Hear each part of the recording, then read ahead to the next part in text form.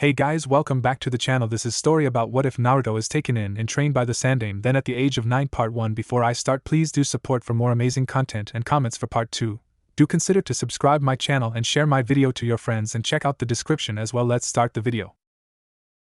3 years ago, a demon fox with 9 tails appeared. When a tail was swung, it would destroy a mountain and cause a tsunami. To counter it, the people gathered ninjas. One ninja sealed the monster in a life or death battle and died himself to ensure his village's survival. That ninja was known as the Yondaime Hokage, and with his death, he sealed the powers of the nine-tailed demon fox into the body of a young boy. This young boy's name is Uzumaki Naruto. Most people in the village dislike him and consider him a pest, or worse, the QB incarnate. He's ignored because people for the most part think he is the actual demon fox. The only people who actually see him as him and not the demon itself, or even just a container of the demon, are the Hokage. Most of clan heads of Konoha either sympathize or are indifferent, and a simple ramen chef named Tuchi and his daughter Ayam. Sadly, on October 10th, Naruto would get beaten half to death by mobs of civilian and shinobi alike, even with the Umbu shadowing him. Today just happens to be that day. Naruto was running through the street of Konoha as fast as his legs would carry him, which sadly was not fast enough considering there was a mob right behind and was gaining on him fast. Finally, when he could run no longer, his legs gave out, and he fell right in the middle of the street. "Please!" he cried out. "What did I ever do to you to deserve this?" he asked the crowd in front of him. He honestly didn't know why he would always be beaten and glared at whenever someone saw him. "What you did? You don't fucking remember killing all those innocent people, demon," one chunin said. "We'll show you the pain you've caused all those people," he shouted in a voice filled to the brim with malice. Thus the painful beating began. This went for almost 10 minutes until an Umbu with dog mask appeared in front of the bloody heap that was once a young smiling boy, and released a huge amount of killer intent that made the crowds gasp for breath. "You are all under arrest," he said as he summoned a dozen Kagebushins to take them all in. At first they appeared to want to fight, but the killing intent stopped those ideas. Even the couple chunin in the crowd knew fighting against an Umbu, even if they were just clones, was of no help.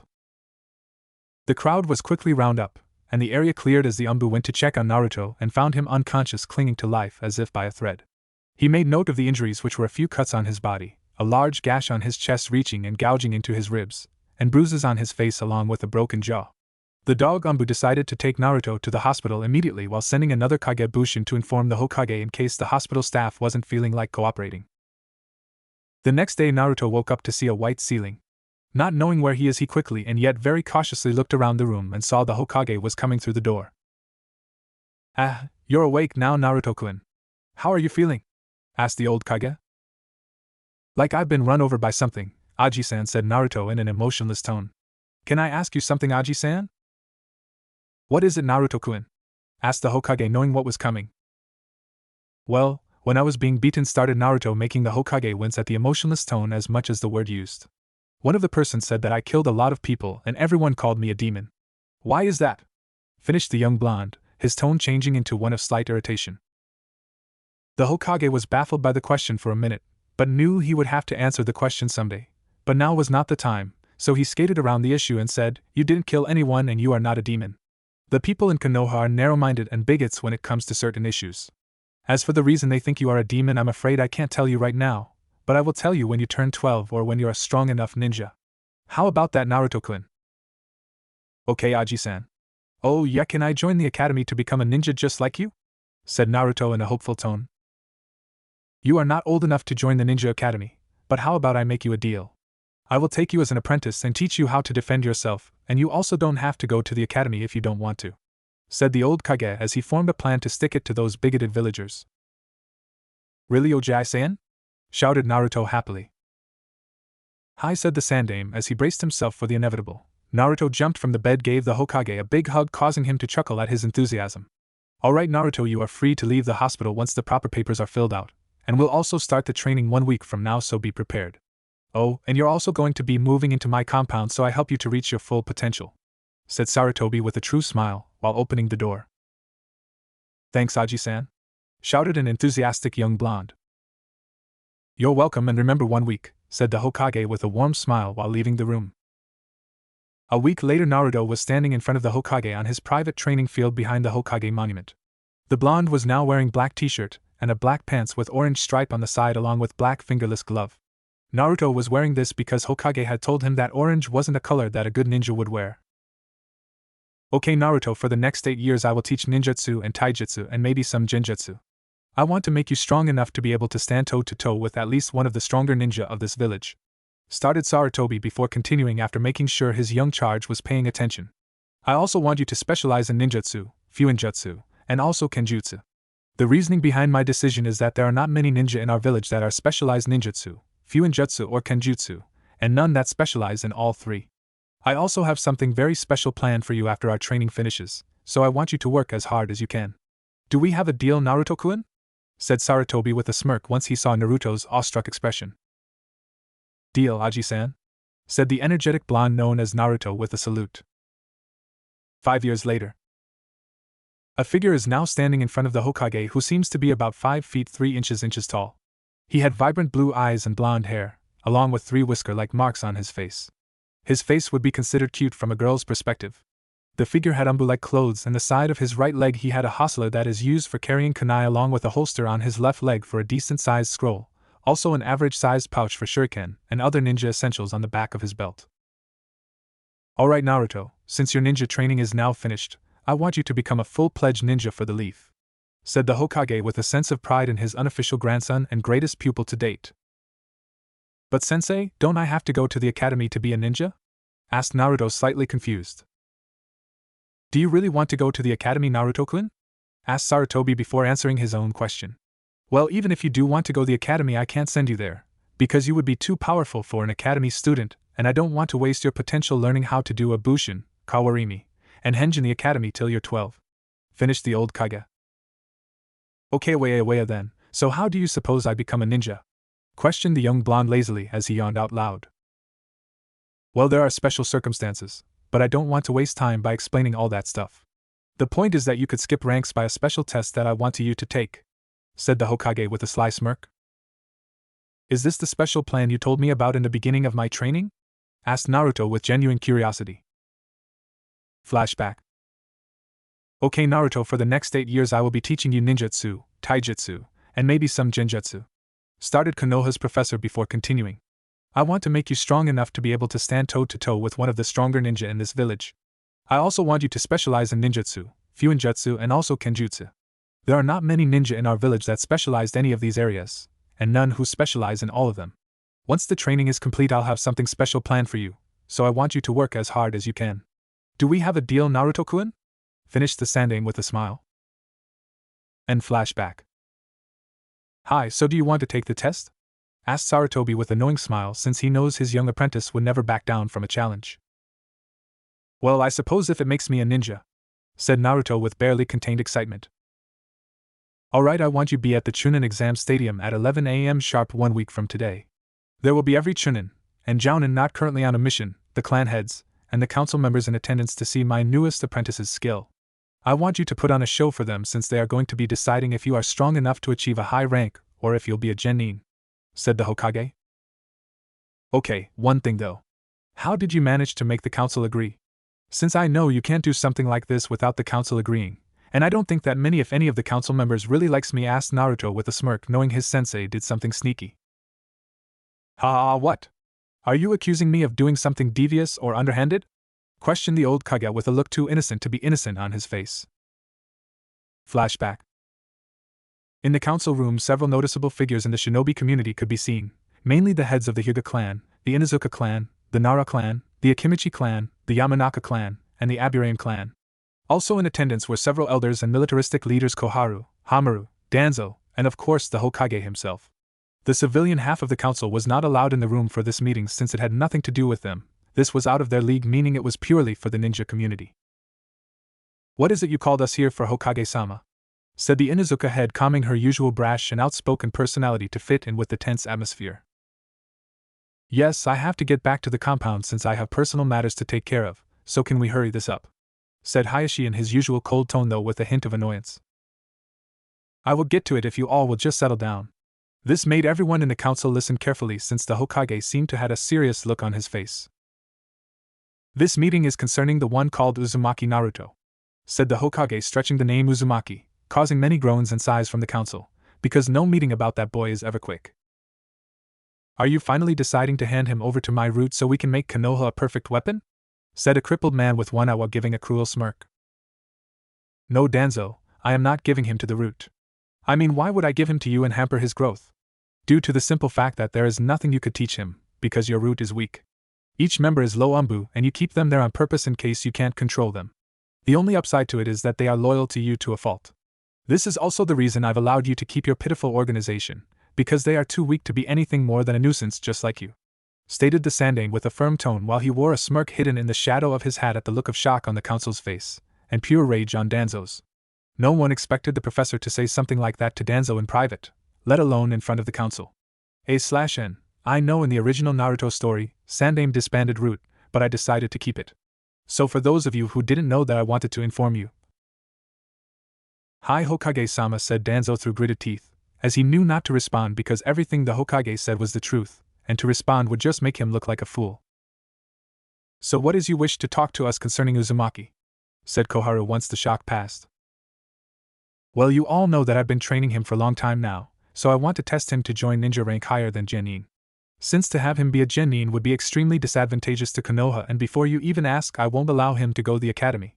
He is too powerful for it, and it would waste his time and potential. At his current strength, I believe he would be able to take me on and have a 50% chance of winning. That's why I want to give him a test to advance instead of going through all the ranks starting at the bottom. Stated the Sandiame with pride in his voice, as there was a collective gasp from all those in the room.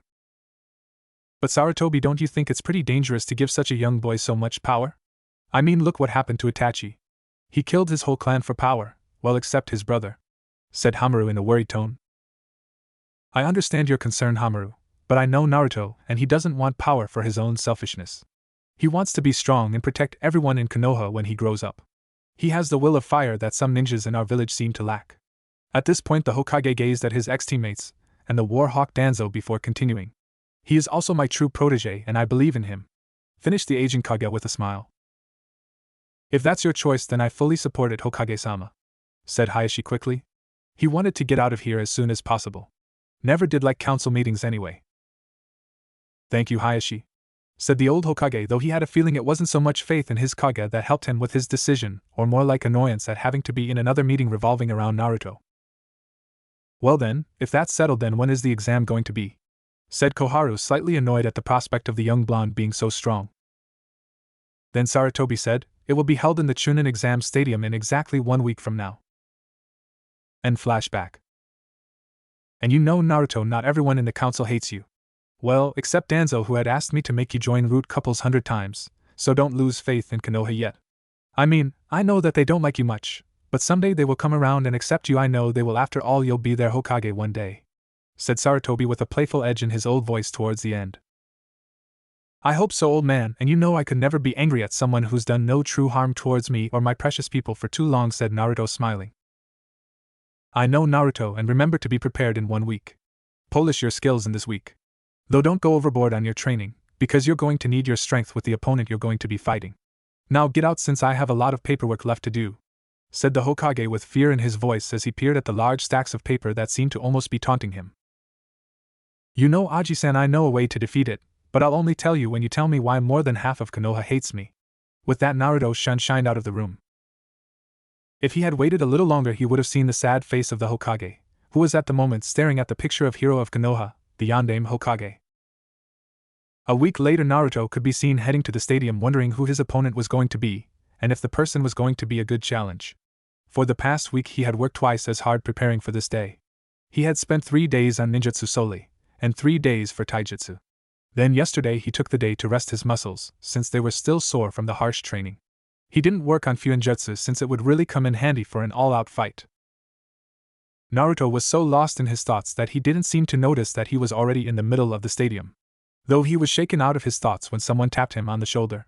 As he looked behind him and saw some guy who was chewing on Saban. I wonder if this is my opponent. Nah, he looks too weak. Even though Naruto wasn't the type to underestimate someone, he just couldn't help but do that with this guy. I wouldn't even need to go half power to beat him, he must be the proctor, thought the young blonde. Then as he looked around the stadium and saw the Hokage in a booth with the council members and clan heads in a nearby booth. On the other section he could see all shinobi waiting patiently for the match to start. But one person caught Naruto's eye in particular. She had beautiful red eyes, brunette hair, and the most beautiful face he had ever seen. With her could be seen another woman who was also beautiful, but not as beautiful, the red-eyed goddess. Also with them was silvered-haired man and Asuma Saratobi. He then skimmed through more people and didn't seem to notice anyone he knew, so he turned to the proctor and said, "Are you my opponent? Because I don't really see anyone else beside you here." While flaring a portion of his chakra, almost causing the proctor to fall to his knees at the unexpected pressure. Rather shakily the proctor said, "No, I'm not your opponent, but he should be here any second." Just then everyone heard a girly scream and looked up to see a person falling from the sky and land right next to the proctor. After a minute of twitching, the man stood up. He had white hair and had red tattoos under his eyes going down in straight line. Moments later he saw Naruto and said, "So, you're my opponent? I thought you'd be bigger from how Saratobi-sensei kept bragging about you." While eyeing Naruto. "If you are my opponent, then where the hell were you all this time? I was starting to lose my patience, and why the hell did you fall from the sky?" "Well, you see, I was searching to see if there are enemies in Konoha, and I suddenly encountered a dangerous foe, and after fighting a couple of minutes I finally managed to defeat the foe. But before I land the fatal blow, the enemy he used an incredible taijutsu move to make me fly, and that's why I was late," said the new arrival with a proud look that he was able to save face in front the crowd. Naruto, not believing the story, said, "Is that why you have slap mark on your face?" Just then the man gave another girly scream and shouted, "Hey, I told you it was a powerful attack!" Crying in anime style. A minute before, the same man could be seen spying on the women in the hot spring before he felt an evil aura, and looked back to see a group of women who had dark auras surrounding them. They then screamed in unison, "Why, you little pervert! Prepare to face divine punishment!" And the leader slapped him so hard that it sent him flying 3/4 of the way across Konoha. Present time. "So now that you are here, what's your name?" said Naruto, immediately regretting his question. The man then did a crappy dance while summoning a large toad under him and said, "I am the protector of weak and eliminator of the enemy, for I am Jiraiya the Toad Sanin." Causing everyone in the stadium to drop, and Naruto said, "Okay then, now can we get started with the show already?" This made Jiraiya say, "Why? Are you so anxious to get your ass handed by me that you can't wait?" With a smirk before it was returned tenfold by the young blonde before him. "Whatever, Ero Sanin," remarked the young man, causing a tick to appear on Jiraiya's forehead. Just then, before Jiraiya could retort, the Hokage rose from his seat and said, "Shinobi of Konoha, today we'll be experiencing a battle between two of my students, Jiraiya the Toad Sanin and my new apprentice Uzumaki Naruto. This battle we will be judged by the council and I to see which rank he should attain. So enjoy the show, because this might be a fight you will never get to see again and most likely will never forget," loudly stated the Hokage before announcing for the proctor to begin. "Proctor, start the match." Naruto and Jiraiya was facing opposite of each other, and the proctor was on the side of the field, and he said, "Okay, the rules are that you are simple, no killing each other. I will call match if I see one person is unconscious or unable to continue due to injuries. Now are you two ready?" "Hi," said Naruto and Jiraiya in unison. "Hajime," shouted the proctor. Up in the stand, 4 people were conversing quietly with one another up in the stands. What was Hokage-sama thinking, letting a 9-year-old kid fight a Sanin? I mean, I know he might be strong since he was trained by the Hokage, but he can't be strong enough to go up against a Sanin, and Jiraiya-sama is said to be the strongest of the Sanin," said the women with red eyes. "I am not so sure about that, Kurenai. I saw that kid spar with my dad and he seemed pretty strong to me. In fact, I am pretty sure he would be able to fight Kakashi, and have a good chance of winning," said the bearded man smoking a cigarette, making everyone who heard him go wide-eyed. "That's impossible, Asuma. Everyone knows that Kakashi is considered one of the strongest jounin in the village. The only person who might be able to go up against him and win is Guy. Well, and of course Hokage-sama would beat him, but my point still stands, he's strong, and this kid is 9, said Kurenai in a voice full of disbelief, making Asuma chuckle. "Well, we'll just have to see, won't we? My dad seems pretty confident in his student, or otherwise he wouldn't pit him against Jiraiya-sama," said the amused chain smoker as he lit up again. "Well then, let's just watch the match and see what the kid's got," said Kakashi in an amused tone. Back to Naruto and Jiraiya's fight. As soon as the word Hajime had been said, both Naruto and Jiraiya jumped backwards, pulling out kunai and tossing them at each other. They met each other right in the middle of the arena with clang as metal hit metal. Then they both leapt forward at speeds that no ninja below Jounin could see clearly. Then after landing at the same time, they both threw a right jab at each other, connecting in the middle. Once both fists hit the ground beneath their feet crumbled from the pressure, and both fighters struggled to overpower the other. Seeing as either could overpower the other at the moment, both jumped back and Jiraiya started doing hand seals and said Katan, Phoenix Flower, which was avoided easily by a burst of speed. As fight continued, both fighters exchanged crippling blows for several minutes. Jiraiya, sensing this was going nowhere, decided to go all out, and then moved at blinding speed unseen by most people except the elite ninja watching. Naruto was easily able to see it but wasn't fast enough to dodge the punch that sent him flying into the stadium wall. As Naruto stood from rubble, he had a split lip which was quickly healing, and a couple of rips in the shirts, though that was the full extent of his injuries. Then with a glance at Jiraiya he smirked and said, "So you finally decided to go all out, huh, Jiraiya-sama? Well then it seems that I don't have to hold back," and with that he put his hands in Ram's seal, causing a vortex of chakra to swirl around him. Then with a shout of Kai, and suddenly seals connected to each other appeared all over his skin, making everyone who recognized it go wide-eyed, including Jiraiya. Sandiame was the only one not surprised as he suppressed a smirk and whispered to himself, "So you've finally decided to show your true strength, and Naruto-kun." In the stands, Kurenai and her female friend were confused, because they never seen anything like it. This made Kurenai look at Anko with a confused look on her face and say, "Hey Anko, do you know what's happening? I've never seen anything like it in my life." "Well, don't ask me, this is first time I've seen it. Maybe it will give him power like the snake freak's curse seal," Anko spat out as she subconsciously rubbed her neck. Kakashi, deciding to answer the question since he knew it was better to prevent any mishaps that may happen if Anko thought Naruto had any connection to Orochimaru, said, "Anko, that's not a cursed seal. What you're seeing right now is a highly advanced gravity seal that hasn't been seen in 12 years. The last person to use this type of gravity seal was the Yondaime Hokage himself. This is because there haven't been any seal masters that could make such a complex seal like that. I don't know how he got his hands on seal like this, but from the amount of them I'd say his speed and strength are about to go through the roof. He made them himself." Asuma decided to cut in casually while opening up another pack of cigarettes. "What?" screamed out Anko, Kurenai, and Kakashi simultaneously. "He made those seal from a rough sketch and description from what the Yondaime made. It was his final test from my father to see if he was worthy of the title of seal master. This kid is a ninjutsu, taijutsu, and fuinjutsu specialist, and is about to start advancing his skills in kenjutsu sometime soon. Hell, if I had to guess from what I've seen and heard my dad mention, I would most likely place his fuinjutsu skills about as good as the Yondaime, maybe even better," said Asuma, smoking his cigarette like nothing he said was any big deal, when secretly he loved seeing the shocked looks on his comrades' faces. "Damn, I wonder how good this kid really is?" said Kakashi in shock, because he's considered an advanced seal specialist himself, but even his skills pale in comparison to his late sensei. "Well, we'll know if the Gaki as strong as you claim if he manages to beat Jiraiya-sama, but I doubt it," replied a still awestruck Anko. As the chakra around Naruto died down, the young blonde looked at Jiraiya before saying, "Let's begin then." After getting a nod from Jiraiya, the fight was back on. As Jiraiya was about to go into his defensive fighting stance, he quickly found it harder to do than he thought when Naruto's fist connected to the side of his face, delivering a jaw-shattering punch that made everyone's lower jaw drop as they thought that Jiraiya's jaw was broken after that punch. What they didn't know though was that to the old pervert it felt like a love tap compared to when his old teammate found him peeping, and he only lost a couple teeth.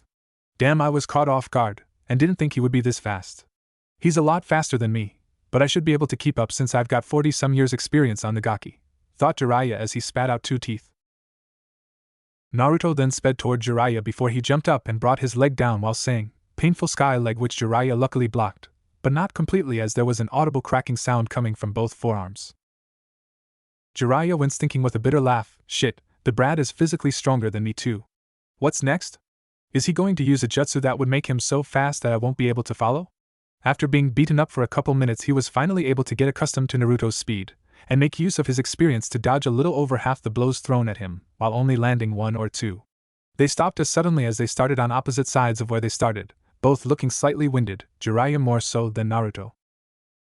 Naruto, thinking that he had enough of taijutsu and wanted to see what the legendary Sanin had in his ninjutsu arsenal, and asked, "Well, it looks like we are both about equal in taijutsu with your experience versus my speed and strength advantages, so why don't we test our ninjutsu?" Which caused Jiraiya to sigh a breath of relief, as he knew he wouldn't last as long if they continued on with taijutsu, and it would look bad for him to be the first to resort to ninjutsu and say, "Well, if that's what you want, then let's see what you got, Gaki." Then both fighters jumped up in the air and started doing hand seals, which to most people seems like a blur. Suddenly Naruto called out, "Futon," air bullet, which was countered by Jiraiya's Futon, great breakthrough, which was completely ineffective due to the overwhelming power of the air bullet, seeing as it isn't the signature move of Shikaku for nothing even if it wasn't as strong as the demon can do. Naruto then went through more seals at a speed that was but a blur to all but a few of the spectators before shouting out, "Raitun, lightning shot." As Naruto thrust his right hand forward after announcing the name with his index and middle finger pointing outward towards Jiraiya, and a ball of lightning shot out of the fingers going straight for Jiraiya. Thinking on his feet, Jiraiya made some quick seals and said, "Dotun, earth shot." He quickly dragged both of his hands on the ground, knocking 2 chunks of earth came out, and flew as Jiraiya tapped them, quickly shot them at the lightning ball heading toward him. The 2 attacks collided and the ball of lightning went right through the first earth ball and detonated as it hit the second, knocking up dust and debris, blocking the spectators' view momentarily. Everyone in the stadium suddenly heard the sounds of metal clashing and flesh hitting flesh when a few seconds later 2 jutsu were launched one before the other. "Dotun, earth dragon projectile," shouted Jiraiya after doing a few quick seals, and sent a large dragon made of earth straight towards the young blonde. Sensing the large amount of chakra being molded by Jiraiya and immediately started up his own set of hand seals, drew in a huge breath of air and shouted, "Katan, fire dragon flame projectile," while he blew out a huge dragon made of fire that roared to life, dissipating the dust as it flew straight towards the fast-moving dragon made of earth. The 2 collided and blew up against each other, shaking the stadium. Everyone in the stadium had to cover their faces from the small pebbles flying up and hitting them, as well as from the heat given off by the intense flames. When the dust settled, the entire arena was reshaped. The middle where the 2 attacks had met had molten rock instead of the normal flat ground. Everyone present looked for the 2 fighters that were going at it, only to hear clash after clash of metal above them. During the mini-aerial, Naruto landed a kick on Jiraiya's chin, sending him rocketing towards the ground. Then he quickly started to do more hand seals and shouted out, "Katan, great fireball technique," while utilizing his immense chakra reserves, and used 5 times as much chakra as normal, thus creating an extremely large ball of flame heading at the quickly falling Jiraiya. Noticing the huge fireball heading right at him, Jiraiya quickly used a simple Kawarimi no Jutsu to replace himself with the discarded kunai from earlier. After seeing the gaping crater left after the fireball hit, he was even more grateful for not trying to counter it. Once again both fighters stood in the center of the battlefield. Jiraiya was missing his vest and the rest of his top sliced up, his geta, his weird sandals, looked about ready to break into splinters, along with several cuts, contusions, fractures and missing teeth. While Naruto was in far better condition, only having a few cuts caused from glancing blows, and his shirt was slightly shredded, showing off an amazing body for a 9-year-old, making more than a few girls blush. But other than that, he was only slightly winded. With a smirk, Naruto said, "Okay, Jiraiya-sama, I think we should end this now. What do you think?" Knowing that the Gamma Sanin would jump at the chance to end this soon, since he was quickly losing face as he was manhandled by a kid. Jiraiya sighed before covering up his exhaustion with a smirk and said, "Agreed," as he held out his right hand and formed a ball of pure chakra that seemed to spin in numerous directions. This action caused several people who recognized the jutsu quickly whispers about how Jiraiya having to resort to that jutsu. Those who didn't recognize it decided to ask about it. Kurenai herself had never seen the attack before and heard Kakashi gasp in surprise, so she decided to get some answers. "Kakashi, do you know what that jutsu is?" "That's an A-rank jutsu created by the Yondaime. That jutsu was feared among IWA shinobi above all else, considering how many of their ninja died by that jutsu during the war. It just took about 3 years for the Yondaime to create, and after he finished it he taught it to Jiraiya-sama," said Kakashi. "Along with me, though I never did learn the 3rd step," he thought. This made Anko and Kurenai go wide-eyed, thinking there is no way that Naruto could win against a jutsu like that, as well as thinking of how strong the kid must be to make Jiraiya resort to that jutsu. "So you are using Rasengan against me, huh?" said Naruto with no small amount of enthusiasm in his voice at the prospect of facing that jutsu. "Oh, you know the name, then you should also know how powerful this jutsu is, right?" mocked Jiraiya as he held the spiraling sphere of chakra in his right palm to his side. "It may be powerful, but I also have my own jutsu that I created, and I've been itching at testing it against the Rasengan. You will be the first person to experience it firsthand. Even the Sandiame doesn't know the full extent of its power," said Naruto with unwavering confidence in his voice. This piqued the Sandaime's interest, since he too wanted to know the true extent of the jutsu. Naruto then started doing 10 hand seals so fast that even Sharingan would have trouble following, though even if they did they'd only have half of it, since he dropped half the seals as to prevent it from being copied. As he stopped, he held his right hand up towards the sky, where a cloud formed in the sky, making it seem like it was already nighttime, when suddenly Naruto was hit by a powerful black lightning bolt which created a crater around him. When it died down, Naruto's whole right forearm and hand could be seen covered by black lightning, forming a rough cone shape at the tips of his fingers. "Gaki, do you think a right-on jutsu like that could defeat a jutsu like Rasengan?" You should know that this jutsu has chakra spinning randomly in over a dozen different directions that even if you broke through it would only lose stability, and send gale force winds towards you, shredding your arm with your own attack. So I must ask you, are you a masochist or are you a complete moron? Said Jiraiya, smirking. Everyone in the stadium was thinking along those lines. Multiple Aburain clan members were thinking that it was very logical. Well then, why don't we just find out if your theory is correct? Said Naruto with a knowing smirk, before speeding towards Jiraiya at a level of speed Jiraiya could only guess was about as fast as his old student was when he first became a jounin. Quickly shaking those thoughts from his mind, Jiraiya quickly charged as fast as he could towards his young opponent. Both fighters then moved their right hands back before thrusting them forward with all their strength. Before both jutsu connected, they called out simultaneously, Right-un, God of Night Lightning, while Jiraiya called out Rasengan. When both jutsu met each other in the center of the arena, they created a huge amount of whirlwind with streaks of black lightning swirling about both opponents. Then suddenly Jiraiya's Rasengan gave out and became wild. Once Naruto's jutsu penetrated the outer shell, the resulting explosion happened as the toad Sanin predicted until things reversed. As the Rasengan became unstable, Jiraiya expected it to turn the black lightning back towards Naruto, ending the match, though instead it just dissipated. Once Naruto's attack broke through the Rasengan, he redirected it towards a major nerve cluster in Jiraiya's chest, before blunting the attack as to not kill the old pervert. Once the now blunt black lightning-encased arm struck the chest, a surge of intense electricity went through his body, making let out an unearthly yell, AARRGGGHH, making the crowd shudder at the power just displayed, and at the fact that it caused one of the combatants was in agony. A minute after the dust cleared out, Jiraiya could be seen laying unconscious on his back, twitching violently with a huge burn mark the size of Naruto's fist on his chest, along with his hair standing on end, and ear wax melted and running out his ears. Then one could look at Naruto and see him panting heavily after having just used a quarter of his remaining chakra reserves, which was only actually 1/8 of his original reserves on that jutsu alone, which is still more than the average chunin has total, with a slightly burnt and smoking right forearm and hand, but otherwise unhurt. Up in the stands, everyone was shocked at the show of power and speed. None of the spectators other than the Hokage, Mato Guy, the higher-ups in the Hyuga clan, and Hatake Kakashi with his Sharingan on could even slightly follow their movements. The rest of the people were staring in shock at the young blonde, thinking how the hell a kid could even keep up with the Sanin, let alone defeating him. Kurenai summed up everyone's thoughts. Amazing people who heard her couldn't agree more with her, as they just nodded their heads in the affirmative. The Hokage was the first one to break out of his thoughts and said, Ahem, Genmakun, can you please announce the match? Oh, right, Hokage-sama. The fight between Uzumaki Naruto and the Gama-san and Jiraiya-sama has ended, and the winner of the match is Uzumaki Naruto by knockout. After the announcement, everyone started cheering for Naruto. Even the most diehard Naruto haters cheered. After all, it's not every day one sees a clearly Kage level. The proctor motioned for the medic Nin to come and take both fighters, since Jiraiya was still out like a light, and Naruto seemed to be on his last legs because he had reactivated his gravity seals, which took a good portion of his remaining chakra.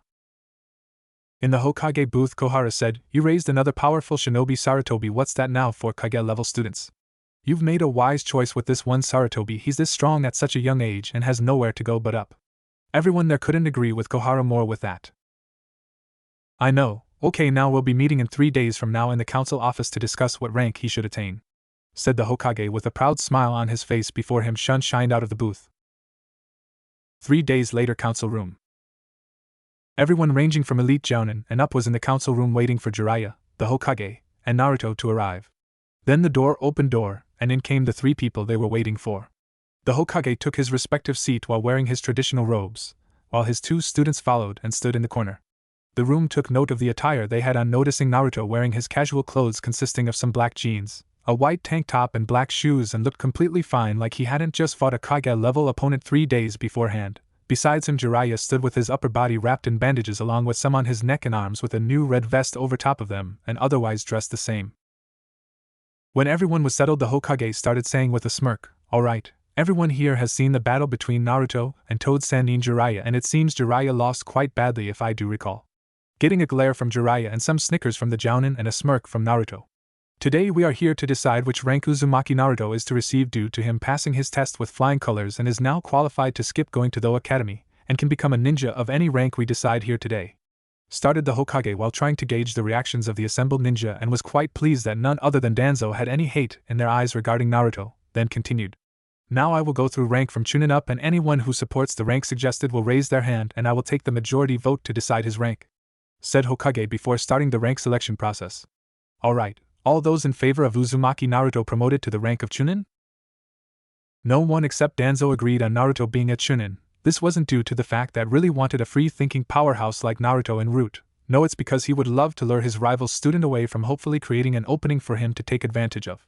Unfortunately, seeing no one else agreed, he frowned at his plans being foiled yet again. The Hokage ignored his vote. Anyone in favor of Naruto Uzumaki promoted to Jounin, speak up now. This time only one elder and some Jounin agreed, which made the Hokage sigh in frustration, before going to the fallback option. Since no one seems to agree with my terms, I will start with Hayashi-san's opinion. Which rank do you think Naruto should achieve? Asked the old man. Well, Hokage-sama, with the skill and intelligence young Naruto showed to not only keep up with, but to defeat a Sannin, let alone the strongest one, I would say he should receive the title of a Sannin, seeing as with Orochimaru's betrayal we are one ninja short of actually having any Sannin, and while I'm quite aware that it's not a title we can give since it was Hanzo-san who gave it to them, I think he'd more than agree to the boy deserving the title over a traitor, should he have still been among the living. This made majority of the people in the room go wide-eyed for multiple reasons, first being that they just realized Konoha has been without the Sannin for over a decade, and secondly, while they all knew he deserved the title, they never would have guessed Hayashi would have been the one to bring it up. The Hokage and Jiraiya smiled at that, both knowing it's a great choice, as keeping a ninja of Naruto's potential locked up in the village only leaving for missions would only hinder his growth, and with the title of Sannin one gains special traveling rights that can only be revoked in a time of war. The Hokage then looked at everyone and said, do all those here agree with that? Hai, most of the people said without a second thought. Well then, congratulations Uzumaki Naruto on receiving the title of a Sannin and all the benefits that comes with it, said the old Kage with no small amount of pride in his voice, as he gazed upon the smiling face of his young apprentice.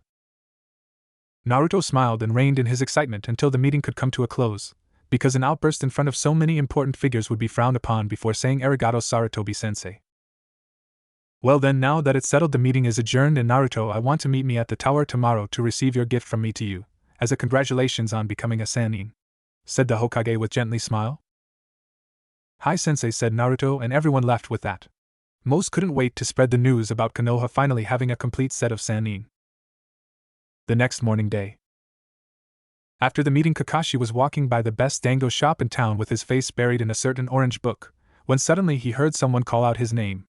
After a quick look from side to side, he noticed Enko, Kurenai, and Asuma were sitting down in the dango shop with few other people conversing about the event that took place 3 days ago in the stadium.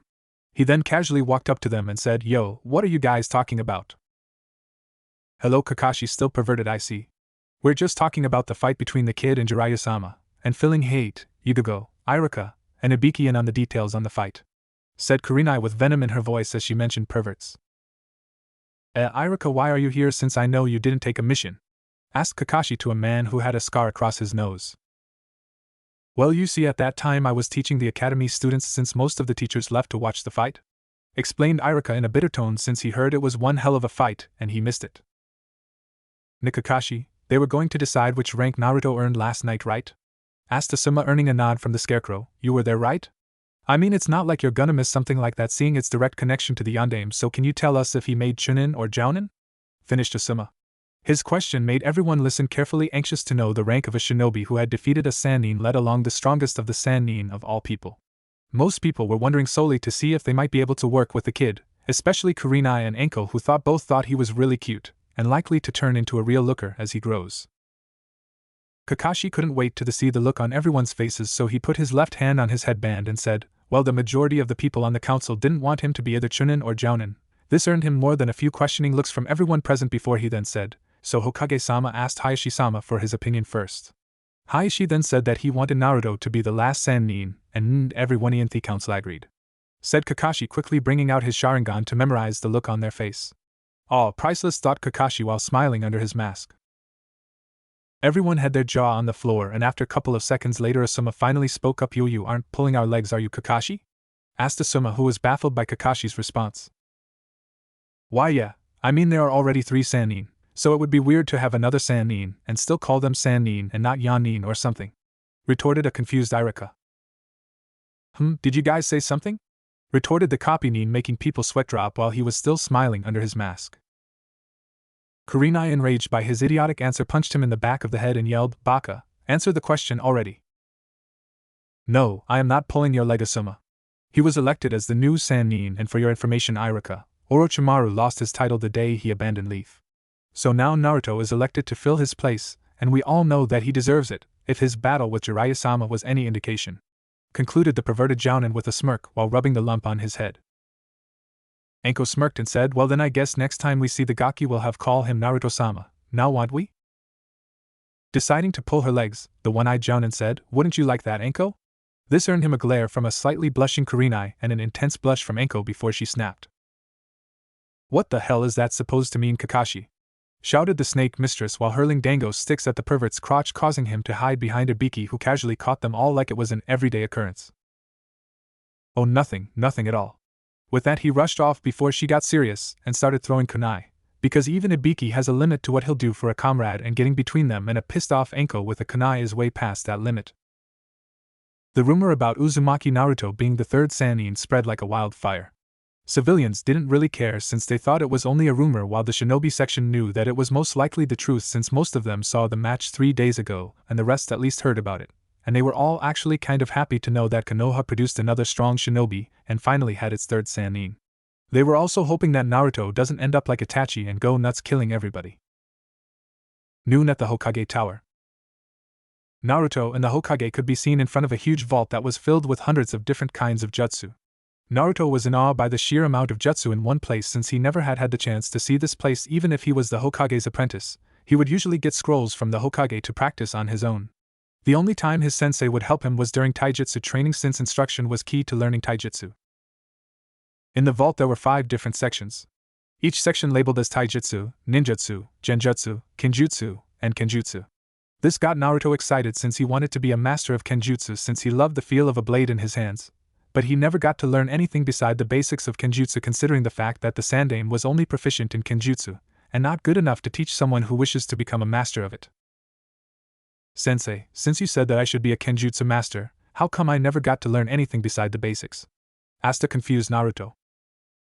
The old man then looked at Naruto and smiled before saying, you see Naruto, the reason I only taught you the basics is because I want you to create your own style of kenjutsu that could only be considered unique to you. So I taught you the basics because you'll use them to build your style up from there, which is what any true kenjutsu master has. His own style. Now do you see why I only taught you the basics? Asked the Hokage, getting a nod from Naruto. Then the Hokage started to walk toward the subsection of the ninjutsu section, which contained the summoning contracts of Konoha. This section had all the summoning contracts not currently being used. As if he wanted one of those, he'd need the current contract holder's permission. Okay, Naruto-kun, this is my gift to you. You may now pick one of the 4 currently in use summoning contracts, as every Sanin has their own summon animal.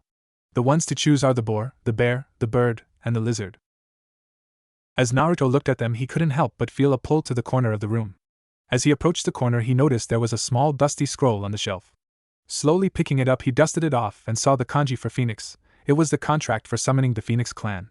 Sensei, I chose this one, he said casually while waving the small scroll in the air. Okay Naruto, which summon is that? Asked the old man. Phoenix was all Naruto said, making the Hokage look at him in shock.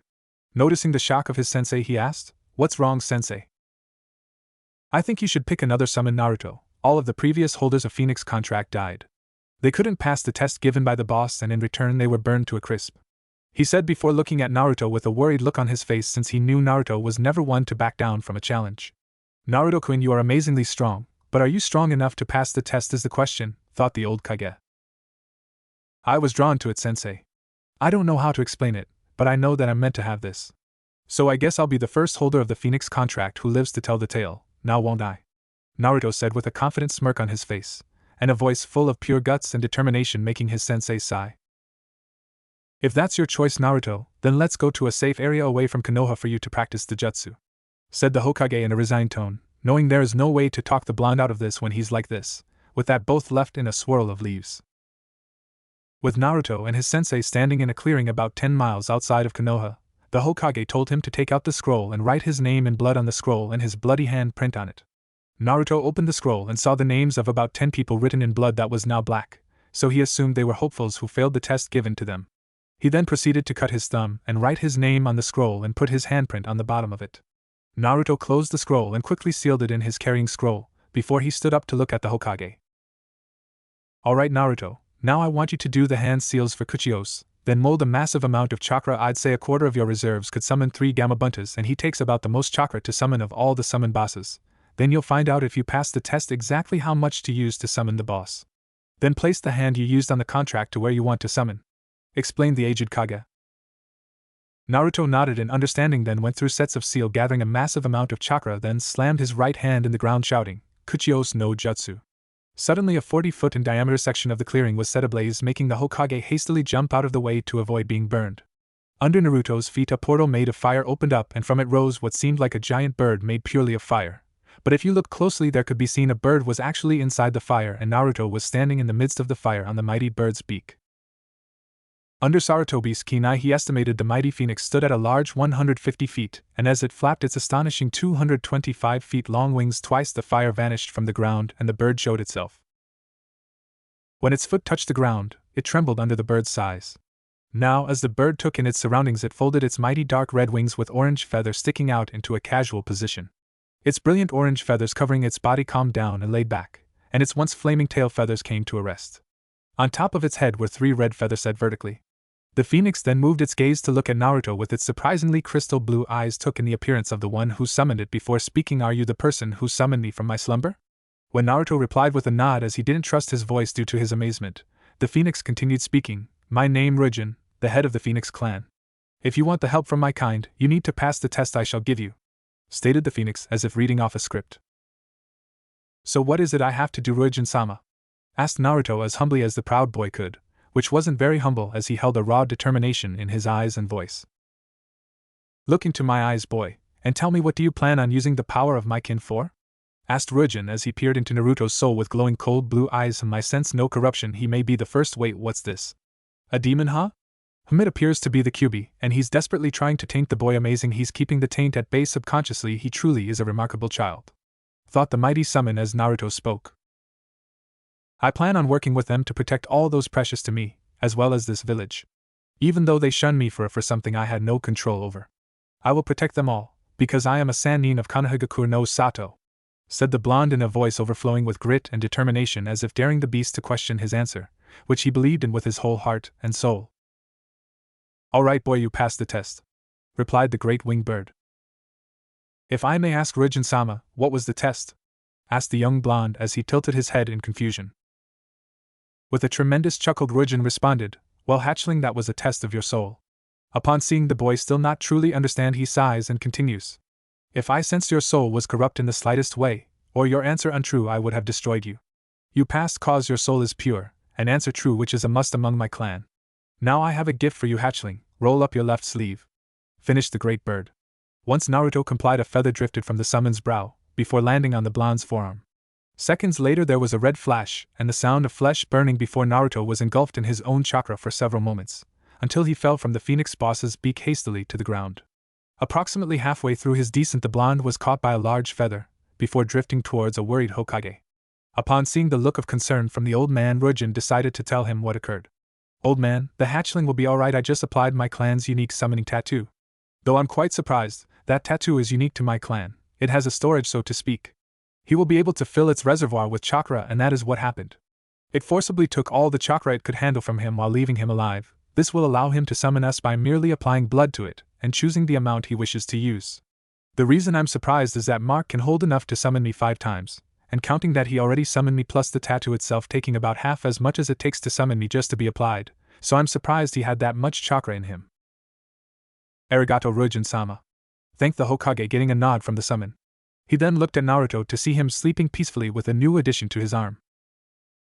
"Until next time," said Ryujin, disappearing in large swirl of fire. Moments later, just before the Hokage was about to leave the area, a squad of Umbu appeared in front of him. All the Umbu members kneeled in front of the Hokage, followed by the captain, who wore a bear mask covering his face, standing and said, "Hokage-sama, are you alright? We felt that huge chakra spike from here while on patrol and decided to come check it out, and just finished checking the perimeter. Also, what happened to Naruto-sama?" "I am alright, Captain. As for the chakra spike, it was Naruto-kun. He took and passed, I might add, the test of his new summons boss," responded the Hokage, whose voice was full of pride. "If you don't mind me asking, Hokage-sama, which summon did Naruto-sama choose?" asked a woman with purple hair and cat Umbu mask. "Of course not. Naruto picked the Phoenix contract, and became its official summoner today," the Sandiame said casually, wishing he could see the looks on all their faces, because at this all the Umbu had their eyes wide since they never heard of such contract. I would love to stay and chat, but I have to take our newest member of the Sanin to the hospital. With that, the Hokage shined out of the clearing while the Umbu continued their patrol. The next day, Naruto awoke to see a white ceiling, making him groan since he recognized where he is at the moment. Damn, I think I should get my own room here, and maybe move in, seeing as I spend the majority of my time here when I train, thought Naruto while his mind wandered off thinking about the time when he was injured practicing jutsu, while subconsciously rubbing the new addition to the underside of his left forearm. His sensei would always find him beaten up and unconscious in the training field from overworking himself. Getting out of his trance, Naruto decided to go to the bathroom and freshen up so he could get out of this place. As he washed his face, he noticed the tattoo and recognized it as a summoning tattoo. Though it was strange, he sensed a tremendous amount of chakra coming from within it. Shrugging it off as something to ask his sensei about later, he walked out of the bathroom only to see his sensei sitting in a chair while reading a certain orange book. When Sarutobi saw Naruto, he quickly put away his book, hoping Naruto didn't see it. "There is no point in hiding it, Ero-sensei, since I already knew you read those perverted books," said Naruto, making the Hokage's left eye twitch, because of the nickname his student gave him. "So where is Ero-senin?" questioned the blonde while looking around the room. The Hokage giving him a questioning look and said, "Who might that be, Naruto?" "Why, Jiraiya-sama, of course. I decided to give him a nickname as well, since he's the one who writes that smut you read." At that, Sarutobi's sweat dropped, and wondered how Naruto came up with these names. "Why do you need Jiraiya, Naruto?" questioned the Sandiame curiously. "Oh, no reason, I just wanted to call him Ero-senin," said Naruto, smiling, causing the Hokage to face fault after hearing that. "So, why are you here, sensei?" asked the young blonde in confusion. "Let's go to my office so we can speak in private." With that, both sensei and student shined to the Hokage's office, where Naruto was now sitting in a chair in front of Hokage's desk, who was smoking from his pipe with a solemn look on his face. "Hey sensei, I have a question," said the young blonde, trying to cut the tension in the room with a question. "What's wrong, Naruto?" asked the old Hokage, glad for his student to break the uncomfortable silence. "What's with the massive amount of chakra in this summoning tattoo?" asked the young Sanin.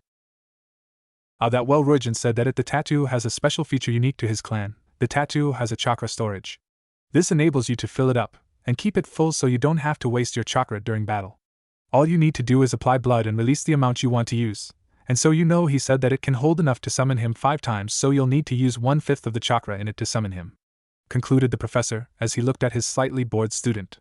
Then with a sigh he continued, "Once applied, it took a large amount of chakra to set, then forcibly took as much chakra as it could from you, which happened to be enough to fill it up, though it left you drained." "Yada, I passed," shouted the young blonde, which made the old man chuckle and remember that as powerful as the boy is, he's still a boy. "I guess from now on I'll be known as Konoha's Fenikusa Sanin, huh?" have asked the young blonde. The Hokage chuckled. "Yes, Naruto, you'll be known as that from now on. Now, on to what I was officially going to tell you. As a Sanin, you are able to do many things that normal shinobi aren't able to. A Sanin immediately assumes control of soldiers on a battlefield as the highest rank, except when the Hokage is present at the scene. Sanin usually take on an apprentice as a way to pass on their legacy. But I don't think you'll have to worry about that, since you've got a long time ahead of you to worry about that. They are also able to leave the village for as long as they want, but will be considered a missing ninja if not heard from for longer than for about a year, or if they refuse to return when sent for during wartime situations. They usually attempt to get information on threats to the village when opportunity arises, unless you're Jiraiya, in which it's basically his sole duty other than his writing, hehehe. So you see, Naruto, if you want to leave the village you could, but you have to keep in touch with me every once in a while," said Sarutobi, earning a nod from Naruto. "Is there anything else you to tell me, sensei?" said Naruto, annoyed by the fact that his sensei is still not telling him about that, when he was sure that now that he was a Sanin his sensei would come clean. Hokage, not knowing what Naruto was talking about, said, "Not anything I can think of right now," completely oblivious to the giant tick over Naruto's right eye. "Oh, I don't know, maybe you could at least tell me that the reason I'm hated by most of Konoha is because of the QB being sealed inside me," calmly said Naruto with a hint of annoyance in his voice, making the Hokage stare at Naruto in shock. He had totally forgotten about that, but... How did you know about that, Naruto?" shakily questioned the Sandiame. "Come on, sensei, you actually thought that a seal master like me wouldn't notice a gigantic seal on his stomach?" said the blonde in a mock-hurt tone, while grabbing his heart and adding, "You wound me with your lack of faith in my abilities, sensei." "I see. So how long have you known?" asked the Hokage with a massive sweat drop due to the uniqueness of his student. Naruto sighed before he said, probably about a year and a half ago. My shirt got burned practicing a jutsu, and when I molded chakra I saw the seal on my stomach, and after some research I found out that this was the seal made by the Yondaime, and sort of just connected the dots from there. So, you are not mad, Naruto? Wearily asked the old Kage, somewhat afraid of the answer. Well, at first I was, but then I got over it. I chose to accept my destiny. I do have one question though, why me? Asked the young blonde. Sarutobi had a sad face at his question, but decided to answer. You were the only baby that was born on the day the Kyuubi attacked. The Yondaime would have used some other alternative, but there was none at the time, so he decided to use a newborn baby to seal the Kyuubis away. Explained Sarutobi. But what about my parents, why did I never know them? At that question Hokage cringed, which Naruto noticed but decided to. I am sorry, Naruto, but we never found out who your parents were. Sarutobi lied, which was also noticed by Naruto, but he didn't press the question since he knew his sensei was a better liar than that, so he knew there was a reason for him to lie so badly. Naruto then took out a kunai and threw it at the ceiling, causing someone to fall from there, and that person just so happened to be Jiraiya. After landing in a heap he quickly got up and said, "Oh ho Naruto, as good as ever I see." Naruto, deciding to screw with him, said, "No, not really. You just suck, Sanin," causing Jiraiya's left eye to twitch and start mumbling about youngsters these days have no respect for elders or something like that. The old Kage chuckled at his students' antics, but decided to calm them down, the only way he knew how, with the voice, "Settle down now, you two," he said in a voice that promised punishment if they disobeyed. After that they both looked up and he continued, "So Jiraiya-kun, what are you doing here?" "I need to leave today since I haven't been able to do any research in Konoha, because someone commissioned a squad of Ambu-kunoichi to patrol the hot springs," said Jiraiya while sporting pathetic look of defeat while rubbing a phantom pain in his lower regions, while also glaring daggers at the snickering new Sanin. "Really now I wonder who would go and do a thing like that," said the young blonde in a mocking tone. "I am right, let me know what you discover in your research and do it fast." "I don't like waiting," said the Hokage, and the Chibi Hokage was currently dancing around saying why. Next stop Ika Paradise Volume 10. Before Naruto decided to cut in and ruin his happy dance, said, "By research you mean peeking on women then getting the hell beat out of you, don't you, Sanin?" Before getting a hit over the head by Jiraiya, making his eyes widen slightly before he quickly schooled his features into a fake smile. Jiraiya then yelled, "Baka, don't call me that." "Why not? You are a pervert, aren't you?" asked Naruto curiously while using his pinky to clean out his ear due to the pervert's loud yell of indignation. "I am not a pervert, I'm a super pervert," yelled proudly said super pervert, making his sensei and new teammates sweat drop. "Right, well, back to business. I'm going to leave Konoha for a while, sensei," casually stated the young blonde, making both Jiraiya and Sarutobi look at him oddly. The Hokage then asked what was on both their minds. "Why so sudden, Naruto?" "Well, I want to create my own kenjutsu style, which will take some time, and I want to get out and spread my wings. Don't worry though, I'll be back to see the hopeful genin due to graduate in 3 years. Since most of the clan heirs are in that batch, and I also want to see someone special," Naruto said with a blush while thinking of a certain red-eyed woman. This got him a curious look from both the perverts in the room. "Well, Naruto, I finalized your Sanin travel rights earlier today, and so you're all set to go anytime," said the Hokage in a bitter tone since there was a large amount of paperwork involved in Sanin travel rights. Naruto then got up and headed towards the door before looking back and said, "I guess this'll be last time I see you in few years, any sensei?" "Hi Naruto," said a sad yet proud Hokage. "Well, Jane." With that the blonde closed the door and left. "He'll grow up to be stronger than his father, won't he, sensei?" asked Jiraiya, getting a nod from Sarutobi. The next morning Naruto could be seen jumping houses speeding towards the main gate. He was kind of sad that he wouldn't be able to see the red-eyed woman for some time, but knew that he could see her in a couple years, depending on when he finishes his training. As he jumped to the ground and walked up to the front gate, he saw two Chunin talking amongst themselves, not even noticing him. This caused him to sigh, as he wasn't masking his presence at all, nor was he trying to be stealthy at all. "Ugh, some gatekeepers we have here," thought the blonde as he made his presence known with a loud ahem, making the two shinobi look up.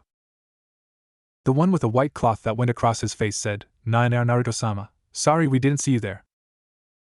"It's okay guys, but can you be a little more vigilant please? And open the gate for me?" asked Naruto before getting nod from both, and when they opened the door. The Chunin with long hair that covered his left eye and face asked, "Are you on mission, Naruto?" "Well, I guess you could say that," So I'll see you guys in a few years," said Naruto with a smile before he vanished from sight in a burst of pure speed. "Where do you think he's going?" asked the cloth-covered Chunin. "I don't know," said his friend. Neither knew that Konoha wouldn't be seeing the Phenecosa Sanin, Uzumaki Naruto, for 3 long years. It has been more than 2.5 years now since Uzumaki Naruto, the Phenecosa Sanin of Konoha, left the village to train. During that time a lot has changed. Konoha's Genjutsu mistress had finally become a Jounin, with her friend Konoha's snake mistress, who was now a special Jounin. A certain dog-masked Umbu captain left his Umbu duty to become a full-pledged Jounin. Also, rumor about the Phenecosa Sanin has spread throughout the shinobi world, and when shinobi of another country heard that he was child of age 9, they would laugh, thinking that Konoha is making anyone a member of Sanin these days, because they were probably desperate to keep the title going. In spite of that, Iwa and Kumo decided to make Naruto an S-class nin ordered to kill on sight, because he looked exactly like the Yondaime Hokage of Konoha. The new-formed village Oto also made him an S-class nin, because he had killed several dozen of their Jounin and Chunin, thus pissing off the self-proclaimed Otokage. There was also another shinobi that was making name for himself, though no one actually saw him, because he was simply too fast to see. Not even several squads of Umbu from Iwa were any match for him. Before they even knew what hit them, they were laying in their own pool of blood. He would come and simply disappear. Whenever this ninja comes and leaves, there would be a trail of orange that would also disappear with the wind a second later, so there would be no way to follow him. He called himself Senku no Kami, and the only reason anyone knew this was due to the time when he killed several Iwa Umbu squads who were rumored to have slaughtered a tiny town on the border of fire and earth, where he left a small black plate with the kanji for Senku no Kami in the middle of the mangled corpses of the Iwa Umbu. During this time, Naruto managed to create his own kenjutsu style that was impossible for anyone not of his blood to use. Aside from that, he also added more jutsu to his arsenal and increased his natural speed, which was extremely important for the kenjutsu style he created. He also trained with all the different kinds of phoenix who taught him some jutsu and teamwork. He would usually train about 8 hours a day, and the rest would go between eating, taking shower, sleep, and hunting missing nins for some extra cash. He also formed his own spy network that, in his opinion, was pretty good. It was now officially 3.5 years since Naruto left, and the Hokage was wondering when Naruto would return due to the self-imposed return date he set for himself was drawing near. Then there was a knock on the door, before it opened suddenly, and in came 3 people.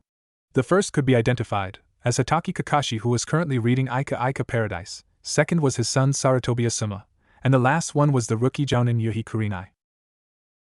Asuma is the first one to speak up as he asked a question. "Hokage-sama, why have you called us here today?" Before he lit a new cigarette. "As you all know, we have a batch of students who will be graduating tomorrow from the academy. Only the passing students will be picked to become rookie genin," and trailed off the old Kage while taking a silent puff on his pipe. "That's where we come in, don't we?"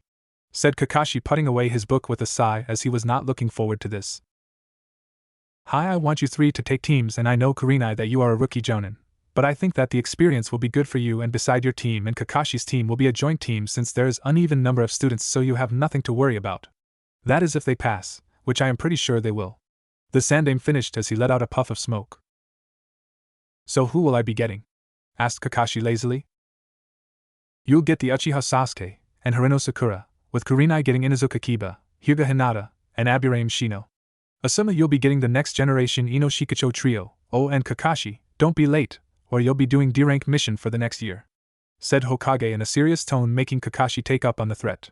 "That's all for now, you 3 are free to leave." Getting nods from all 3 as they vanished in a puff of smoke. A mile away from Konoha, a figure was speeding toward Konoha at incredible speed. The figure had blonde hair with red tips that was spiky, which went down to the middle of his shoulder blades, along with his beautiful blue eyes. He had a face men would kill for and women would drool over. He had a forehead protector that was tied around his forehead with black cloth, identifying him as a shinobi. The insignia on it was unseen since his hair covered it. On his back was a sword with black sheath. Currently he was wearing a black sweater with a gray shinobi pants, and on his right thigh was a kunai hostler. He was also wearing black ninja sandals, and over his sweater was a black trench coat with orange flame licking the bottom of it, and also on the bottom of the short sleeves. On the back of the cloak there was the kanji for Fenikusu.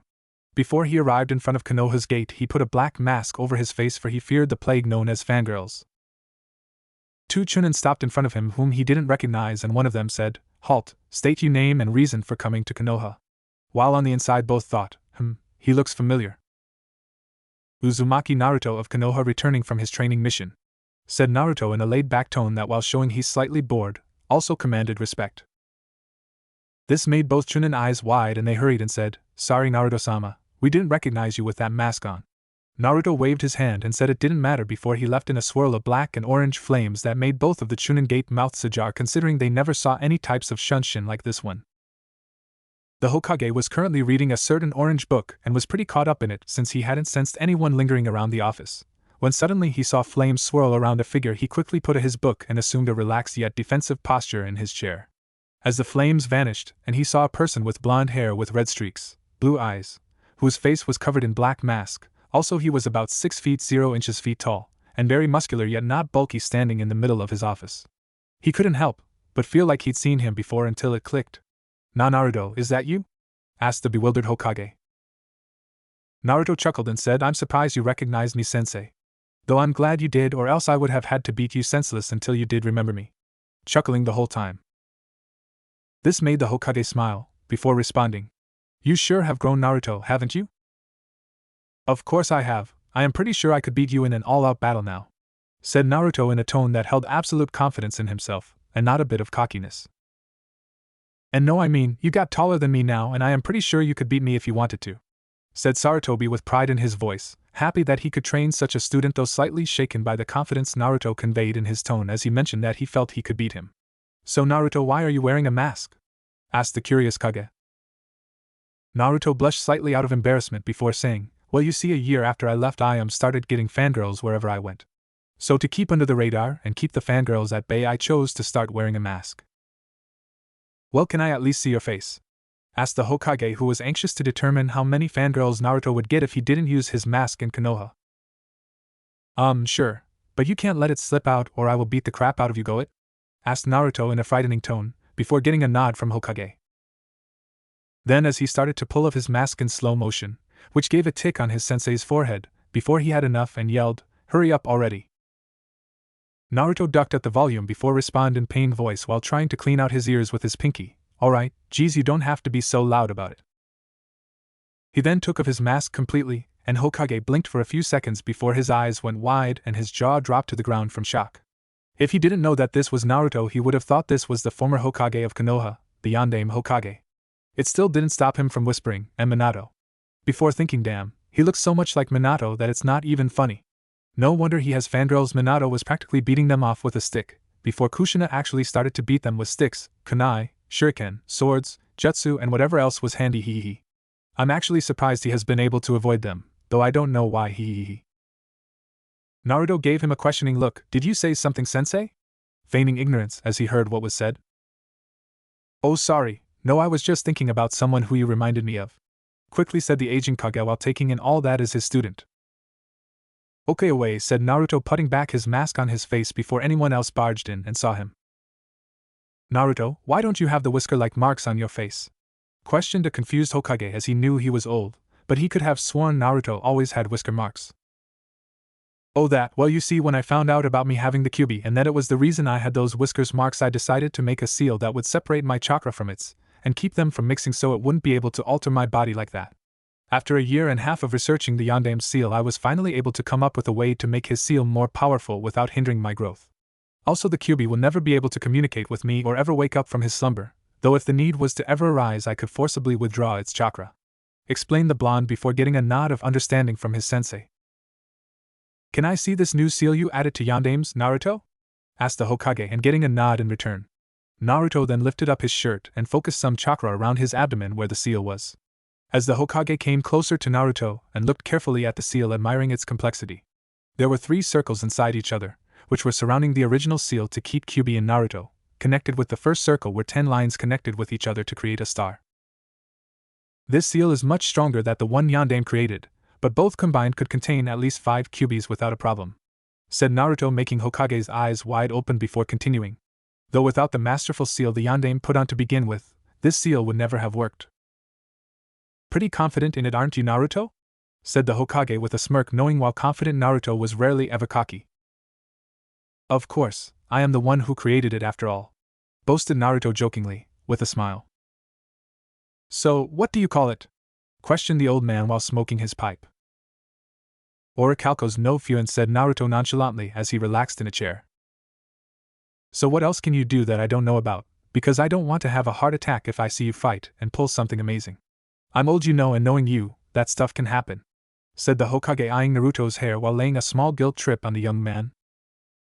"Well, I learned some new jutsu from a couple missing nins, some from my summons, created my own style of kenjutsu, and also a speed technique. No, I won't tell you what it is." Making the Hokage pout at his response, which made Naruto laugh wholeheartedly at the god of shinobi pouting like an academy student. Then the door to the Hokage's office opened and in came the grandson of the Hokage charging and saying, "Old man, today victory shall be mine," making Naruto and Hokage sweat drop. "This is the 10th times today," said the old man while watching Konohamaru trip on his own scarp and fall. Konohamaru then looked at Naruto and pointed his finger at him, then said, "You, how dare you trip me?" Getting another sweat drop Naruto and Hokage. "Ohio, Konohamaru," said Naruto, ignoring his comment, while he waited for the young boy to recognize who he was. Konohamaru's eyes widened in recognition, yelled, "Naruto and Isa on your back," before he jumped and hugged Naruto. Naruto chuckled at this and hugged him back, and after releasing Konohamaru from the hug, Naruto ruffled his hair and said, "So what are you doing these days besides trying to defeat your grandfather?" "Well, I joined the academy, but the teachers are really boring and they don't teach any jutsu except the crappy basics," spitefully said Konohamaru, which earned a laugh from Naruto and a chuckle from his grandfather. "So Anai-san, can you teach me one of your cool jutsu?" asked the energetic youth, full of hope. "Once you're a genin, I'll teach you a couple. Deal?" said Naruto, earning him a sad yet hopeful nod. "Well guys, I have to go since I am kind of hungry from the traveling, so I'll see you two later." "Oh, and when is the genin team selection?" asked Naruto. "Tomorrow at 10, but why do you want to know?" responded the Kage before asking his own question. "I want to see the batch that graduated and maybe check out the Jonin," answered the blonde with barely contained glee at the prospect of seeing that red-eyed beauty again. "Well, John-ne." Then Naruto used the flame Shunshin and disappeared. Konohamaru was looking at the spot from where Naruto disappeared in awe before he yelled, "Suga!" which was heard throughout the Leaf Village. Naruto was now walking through the streets of Konoha, getting odd glances from time to time from nearby people. He could tell that these glances were not that of hate, but it was that of familiarity. He didn't know that people looked at him like that because he was wearing the cloak that looked awfully like the Yondaime Hokage's. He headed straight towards his destination, which was the Ichiraku Ramen. When he got there, he saw old man Tucci cleaning the table. He went up to him and sat there, then said, "Old man, can I have 2 miso and 1 pork ramen?" "Coming right up, I am 2 miso and 1 pork," yelled the old ramen chef as he took in the sight of the new customer. Naruto sighed. It seems he didn't recognize me, but then again, with the mask on, he shouldn't. "So are you new in Konoha?" asked the old man while trying to see if he'll be a repeat customer. Not really. I've lived here all my life, but went on a training trip about 3.5 years ago. Dare I say I'm your favorite customer?" Naruto said, smiling on the inside. Tucci then looked at him carefully, and noted the things that he might be able to recognize the person who claims to be his favorite customer. He noted the blue eyes and the blonde hair with red tips. Now if you take away the tips, he would look like Naruto. Then his eyes went wide when realization hit him and he stuttered, "Na Naruto?" Naruto smiled when Tucci was finally able to recognize him, in the flesh. "Old man," said Naruto with an eye smile eerily familiar to a certain copy nin. I am then came in with the ramen and put the food in front of him and was about to leave when her father said, "Guess what I am? Our favorite customer came back after a long time away." I am looked at him with a questioning look and said, "Where is he, Ota-san?"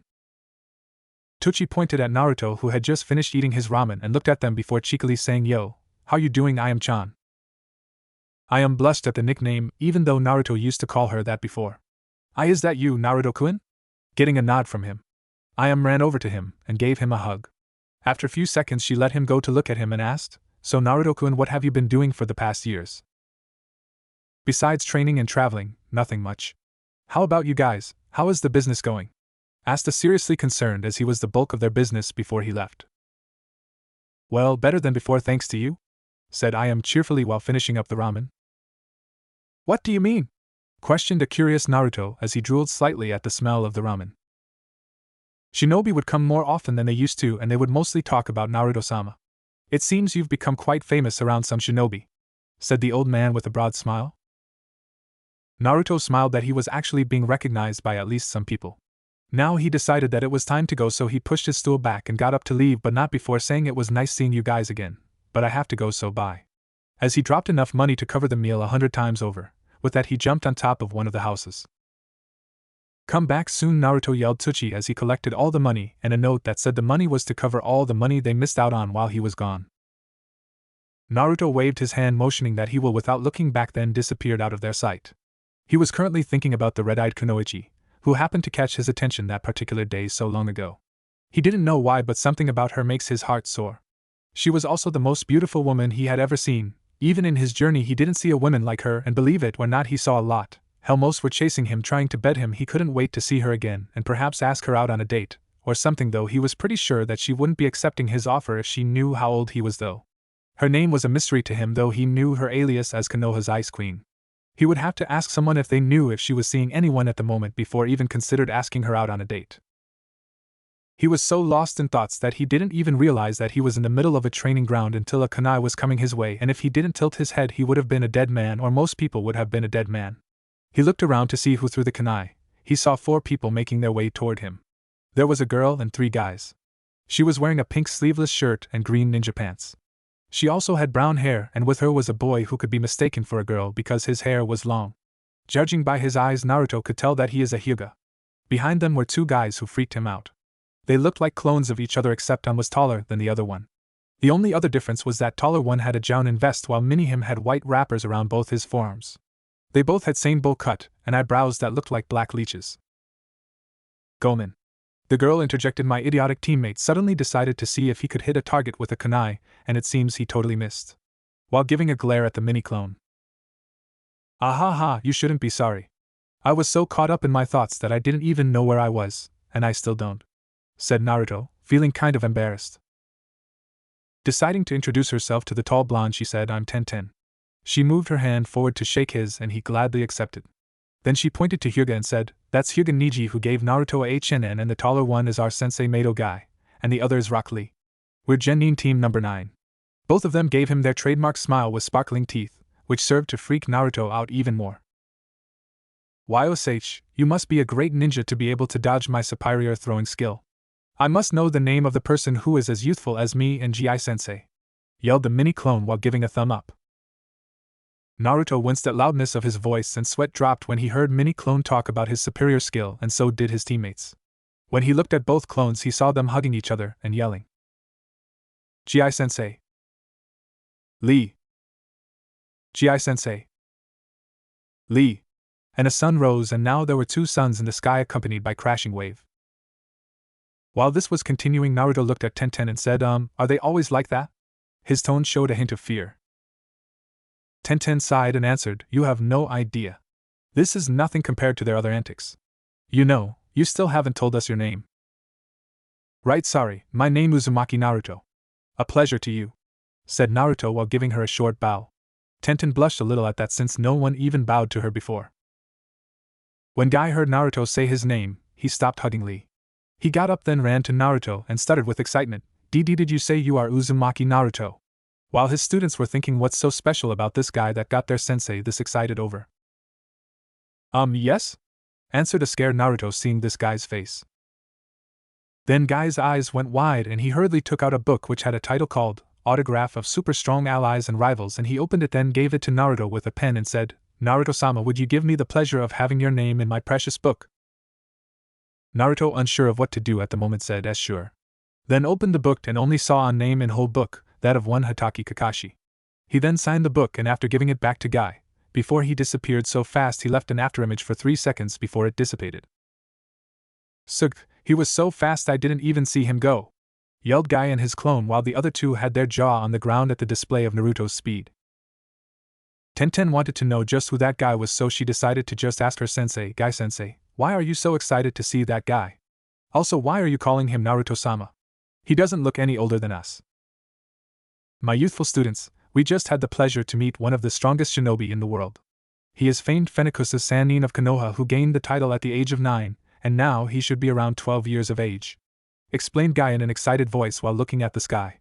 When he looked at his students he saw their eyes as big as a saucer and had their jaw on the floor. He couldn't help but laugh at their expression, since this was the same look he had when he heard Naruto became a Sanin. That's I'm impossible, stuttered Niji, thinking fate was playing a cruel joke. He's too young to be that strong. Tenten said. Niji also agreed to that, though he couldn't voice it due to shock. Believe it or not, he is, and he gained it through hard work, said Guy as he looked at Lee, who had stars around his eyes, before shouting out, "Wowsh, my youthful Lee, we will up your weights and training so you can one day become strong like Naruto-sama. Before that we will run 500 laps around Konoha for not recognizing our prestigious Sanin, and if we can't do that, we will do 5,000 push-up, and if we—" "Alright, we get it, geez," yelled Tenten, who had enough of the two idiots. She then started walking with Niji while both were thinking how it was possible for someone so young to be so powerful. Tenten also thought he was cute with his flaming hair, even though she couldn't see his face because of that cursed mask. "I will see his whole face. I swear it," thought a slightly obsessed Tenten, even though she had no idea why she cared, but just shrugged it off. With Naruto. Naruto was currently in his room in the Sarutobi estate, laying face down on the bed. He was hoping to never meet those nut jobs again after today. Sure, they seemed like great people, it's just that they were a bit too eccentric for him to take. He was also wondering what tomorrow would have in store for him, and with that he drifted off to sleep. The next day Naruto woke up 6 o'clock in the morning and decided to get his daily training, and so he went to the private training ground in the Sarutobi estate. After 2 hours of Kenjutsu training, Naruto decided to end it for the morning training. He freshened up and ate breakfast with everyone in the family. After that he got ready to go to the academy. Currently he was wearing black sweater with a picture of a phoenix on his left chest. He now put on his black pants, and then put his cape and the forehead protector on, then put on his sword. He looked at himself in the mirror, and in his opinion he looked good. Now to put on the mask, thought Naruto, and for 5 minutes he looked for it, but couldn't find it anywhere. He went out of his room and saw Konohamaru wearing his shoes to get ready to go to the academy. "Hey Konohamaru, did you see my mask anywhere?" asked Naruto, and his question was answered when Konohamaru shook his head in a no. "Where did you put it last night, Anai-san?" Naruto thought for a second, then said, "If I remember correctly, I put it next to my pillow before I went to sleep, and now I can't find it, and I also can't find the spare ones." "Why do you need it anyway? I mean, with that face you could get any girl you want, and you will also have fangirls," said a confused Konohamaru, who thought it would be so cool to have fangirls since he never had any. "That's why I need the mask. I don't want any fangirls, because last time I got caught by them I was almost raped," said Naruto while shuddering at the memory of the time he was caught off guard by a herd of women. Konohamaru paled at the thought of being raped by women and felt sorry for his Nii-san. "Well, Nii-san, I have to go to the academy, or I will be late." With that Konohamaru left the room, leaving. Naruto then proceeded to look for the mask, but after 10 minutes of looking he found nothing, and he swore he would kick the person's ass that took his mask. Hokage office. The Hokage was going through the evil paperwork when he suddenly felt a shiver go up his spine, but he shrugged it off. At the moment he was thinking about how much fun he would have when Naruto will go out without his mask. He would have to finish his paperwork fast so he could watch him through the crystal ball. He then gave out a perverted giggle at the thought. Before going out the estate, Naruto prayed to whatever kami out there to not get raped by fangirls. It was one of those days when he wished he were an ugly person. He decided to go to the Hokage office to ask for the room number, and he didn't really have much time before the academy started, so he shushined to the Hokage's office. When he got there he saw the Hokage throw a crystal ball that was set in an academy room and then looked at him and said, "How may I help you today, Naruto?" Inside he was slightly scared, thinking that Naruto might have found out that it was him who stole Naruto's mask. "Sensei, I need to know the room number for the graduating class," said Naruto, and this made the Hokage sigh in relief, which made Naruto narrow his eyes, but shrugged it off as nothing. "The graduating class should be in room 311, and it already started about 5 minutes ago," said the Hokage. He then motioned for Naruto to come and see inside the crystal ball. Naruto then went over to look and saw a person coming with scar across his nose talking to the class. "Go to the room that has this teacher, and you are in the right room since I know you won't going inside the academy without your mask on." Earning a nod from Naruto, who was about to shushin out of the room, and then realized. "How did you know I don't have the mask with me right now?" said Naruto with a narrowed eye. The Hokage was sweating under Naruto's gaze, thinking he was caught, but he quickly came up with an excuse. You see, I know because you would never come out of the without your mask on even for a second," said the Hokage, who was praying to Kami that Naruto takes his excuse. "Okay then, I will be leaving," said Naruto, leaving a relieved Hokage. A while ago inside room 311. "Inopig, get out of my way! I'm sitting next to Sasuke-kun." That was the shout of a girl with pink hair. "No way, forehead girl! I am sitting next to Sasuke-kun!" shouted a girl with blonde hair that was in a ponytail. TCH, so troublesome. Intervened a kid who had black hair that was tied into a ponytail. His head looked like a pineapple. Care Tio, repeat that, pineapple head / lazy bum, shouted both girls at the kid who spoke up. Sadly, these were the nicknames he got because he was lazy and he had pineapple head. The fight between Sasuke's fangirls continued even when the sensei came into the room. The guys in the room shut up when they saw Iruka come in, while the fangirls were so caught up in their bickering that they didn't see him. Iruka walked over to his desk and put the paper down, and waited few minutes for the kuniochi to settle down. Then he got impatient, since the girls didn't seem to notice him and was still up each other's throat. He then decided to raise his own voice and said, "Will you shut up and sit down in your seats?" Which got everyone's attention. "Good, now that I have your attention, start to go over the team selection," said Iruka. With Naruto. Naruto just appeared in front of the academy and quickly put a genjutsu on himself, then looked through some window before finally finding the class he was looking for. He then jumped through the window and hopped in the classroom. He doubted anyone in the class would notice him unless they are genjutsu specialists. The jutsu he used is an A-rank jutsu. When he got inside the class, he saw the teacher about to announce the team. With Iruka. Okay, Team 1 Team 7 under Hatake Kakashi will be Uchiha Sasuke and Sakura Haruno. Under Hokage-sama's order they will join team with Team 8 under Yuhi Kurenai will Inuzuka Kiba, Aburame Shino and Hyuga Hinata. Next team. Iruka-sensei, how come we have to team up with them? Asked a kid with a dog on his head who was glaring at the Uchiha and Haruno. Because Kiba, they are one member short, so Hokage-sama decided to join both teams, answered Iruka, which shut the boy up. Now, as I was saying, Team 10 under Sarutobi Asuma will be Nara Shikamaru, Akimichi Chuji, and Yamanaka Ino. Getting complaints from Ino about why she is stuck with a fat ass and a lazy bum while Forehead Girl is with her Sasuke-kun. She was about to say more when a glare from Iruka shut her up. One of her teammate mumbled troublesome while the other was munching on chips. Please wait patiently until you're down, but before he could finish, 3 figures walked through the door. Among them were a woman and 2 men. Naruto looked to the door when he noticed 3 chakra signature coming toward the room. Then 2 men come in, and behind them was a woman. He noticed the first person since it was Asuma. The next person he was pretty sure he saw somewhere, but couldn't put a finger on it. This person's Hitai covered up the left eye while the right eye was shown. He had silver hair that spiked upwards and slightly forwards. He had a mask that covered his face. It went from his neck all the way up to and over his nose. He had on your standard jounin vest that was green in color, and had 6 pockets for scrolls and such in the front. He had blue ninja pants with bandages wrapping his ankles. He had his kunai and shuriken pouch on his left leg. Each hand had gloves on with a metal back on them. He also had blue ninja sandals. He was reading the same perverted book his sensei reads. The last person, the person that Naruto was waiting to meet. It was the woman he liked for some time now. She had black hair that was shoulder length, and would curl slightly at the end, giving it a look of slight wildness. She had red eyes that stood out vastly. Her forehead protector was on her forehead. She had a weird dress sort of thing. It was more like bandages that were black and white, but it was a dress sort. It was made to have easy maneuverability. She had on normal shinobi sandals and the dress went down to her mid-thighs. She also had bandages on her hands that went to just before her elbows. Naruto's eyes went wide and a blush crept up to his face. Because of this he kind of lost control of his genjutsu. This was felt by Kurenai, who then put her hand in a seal and said Kai. This dispelled Naruto's genjutsu. Then he thought, crap, and he turned around to leave fast before anyone saw him when Kurenai yelled, Matt. Hearing her angelic voice, Naruto froze in his step. He then put it behind his head and looked at her with a nervous smile and a blush. Kurenai saw the stranger turn, and when he did her eyes went wide from shock and a blush crept up to her face, as did every other girl in the class, while the guys' students had a look of envy except for Sasuke, Shino and Shikamaru. Some even had drool falling from their mouth. Kakashi and Iruka dropped whatever they had in their hand, and in Kakashi's case it was his book. That's the most beautiful man I've ever seen. Or OMG. He is susu hot.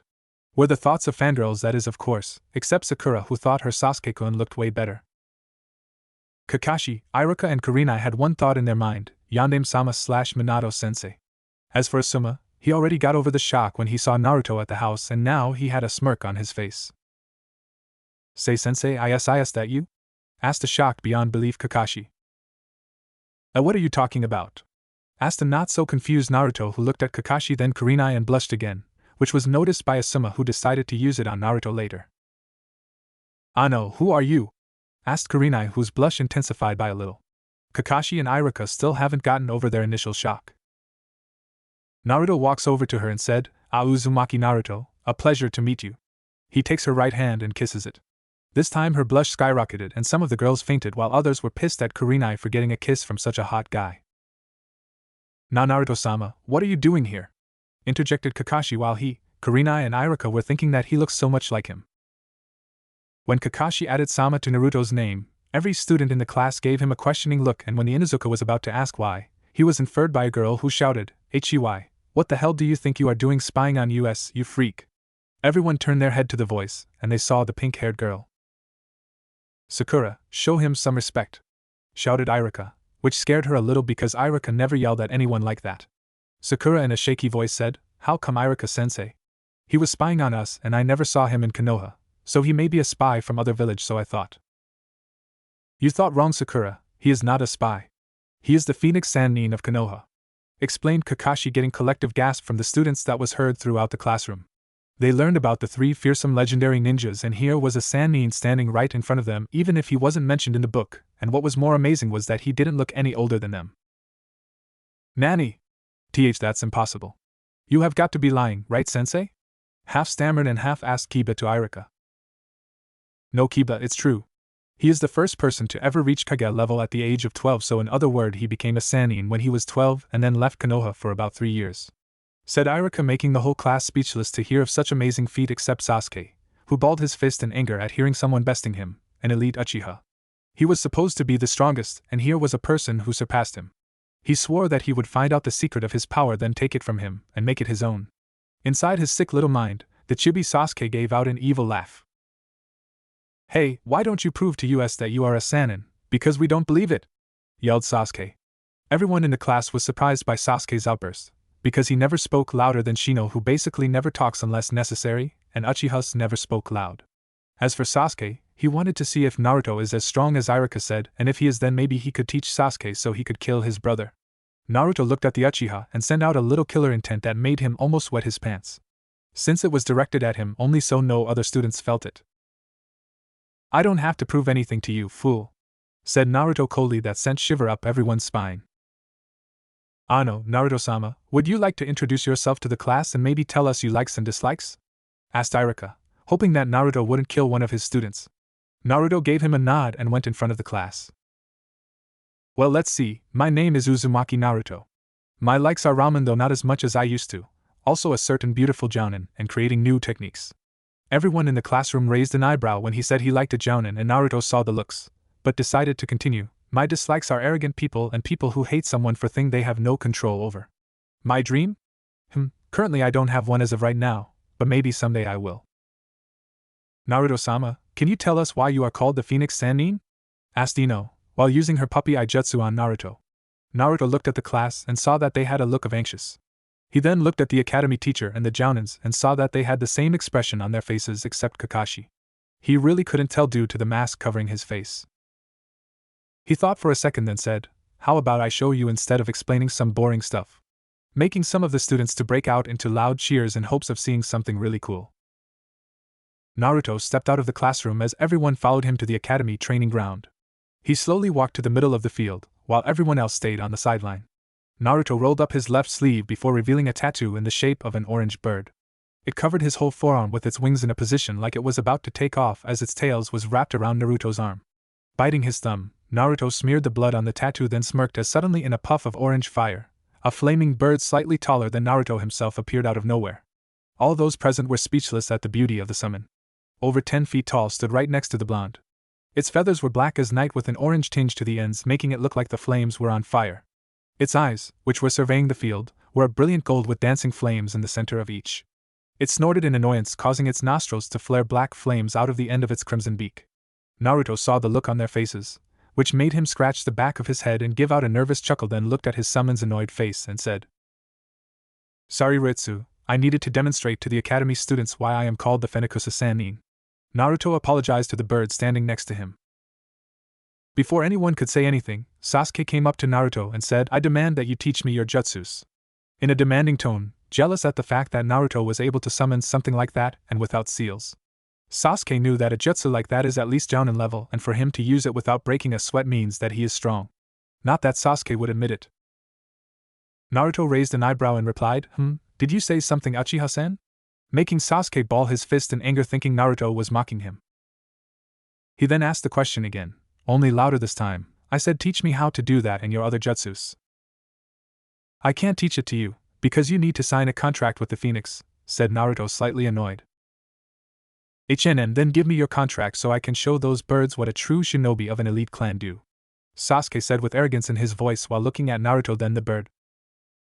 For a second Ritsu's glowed brightly before he disappeared and reappeared on top of Sasuke, who was pinned to the ground with his throat between Ritsu's right foot talons ready to slit at any moment.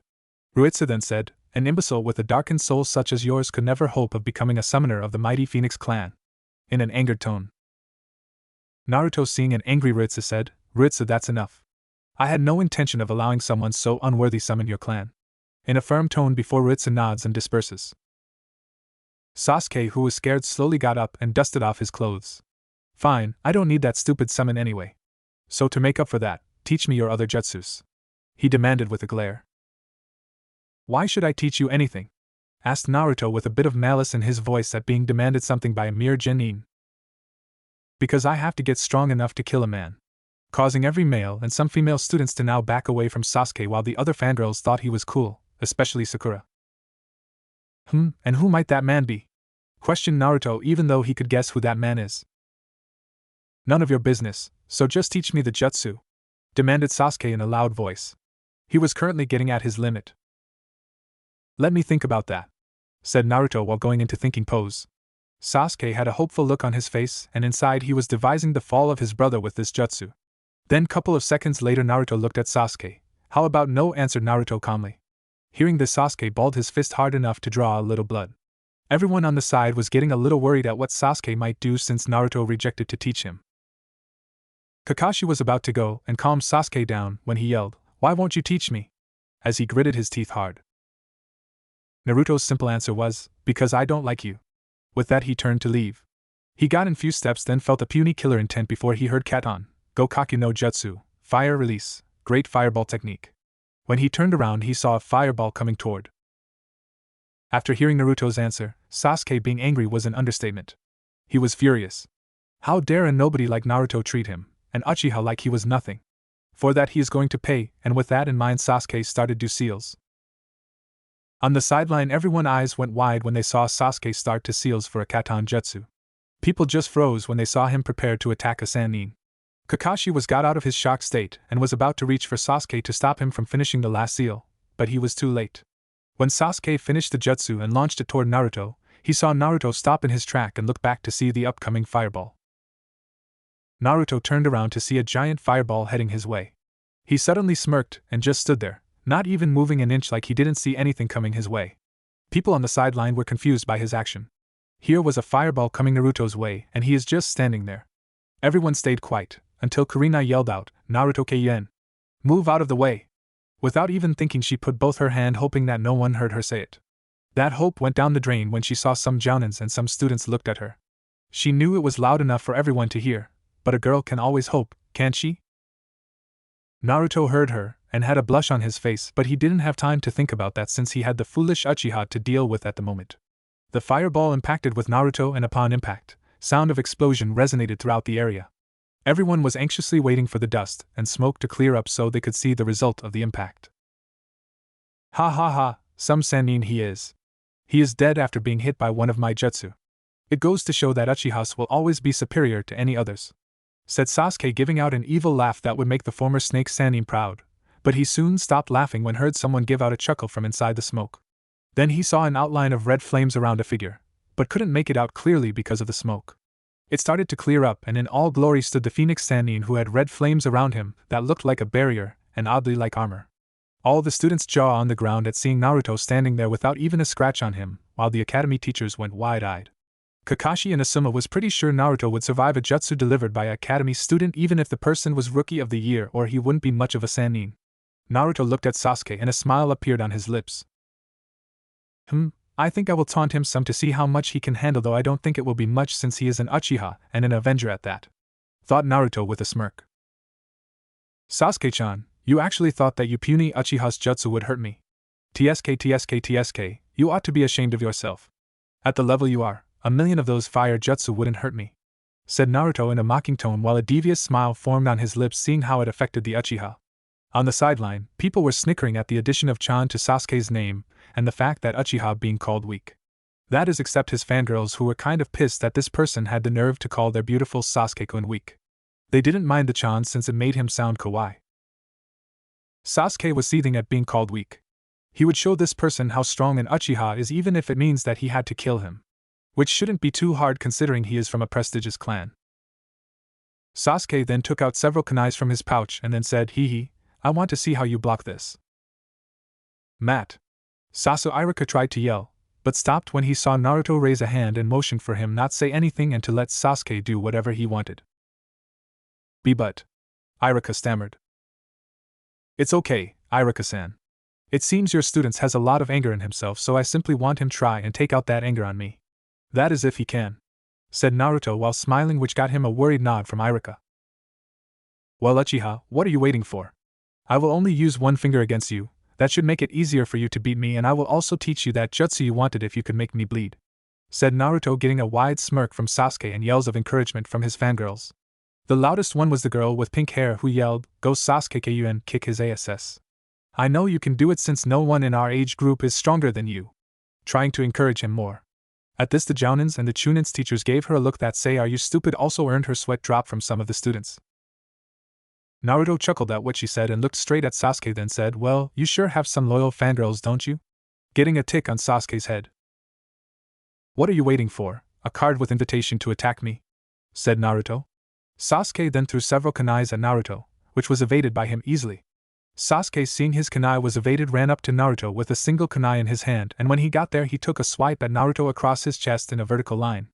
Time slowed down for everyone as they saw the kunai about to make contact with Naruto's chest, but it stopped by something.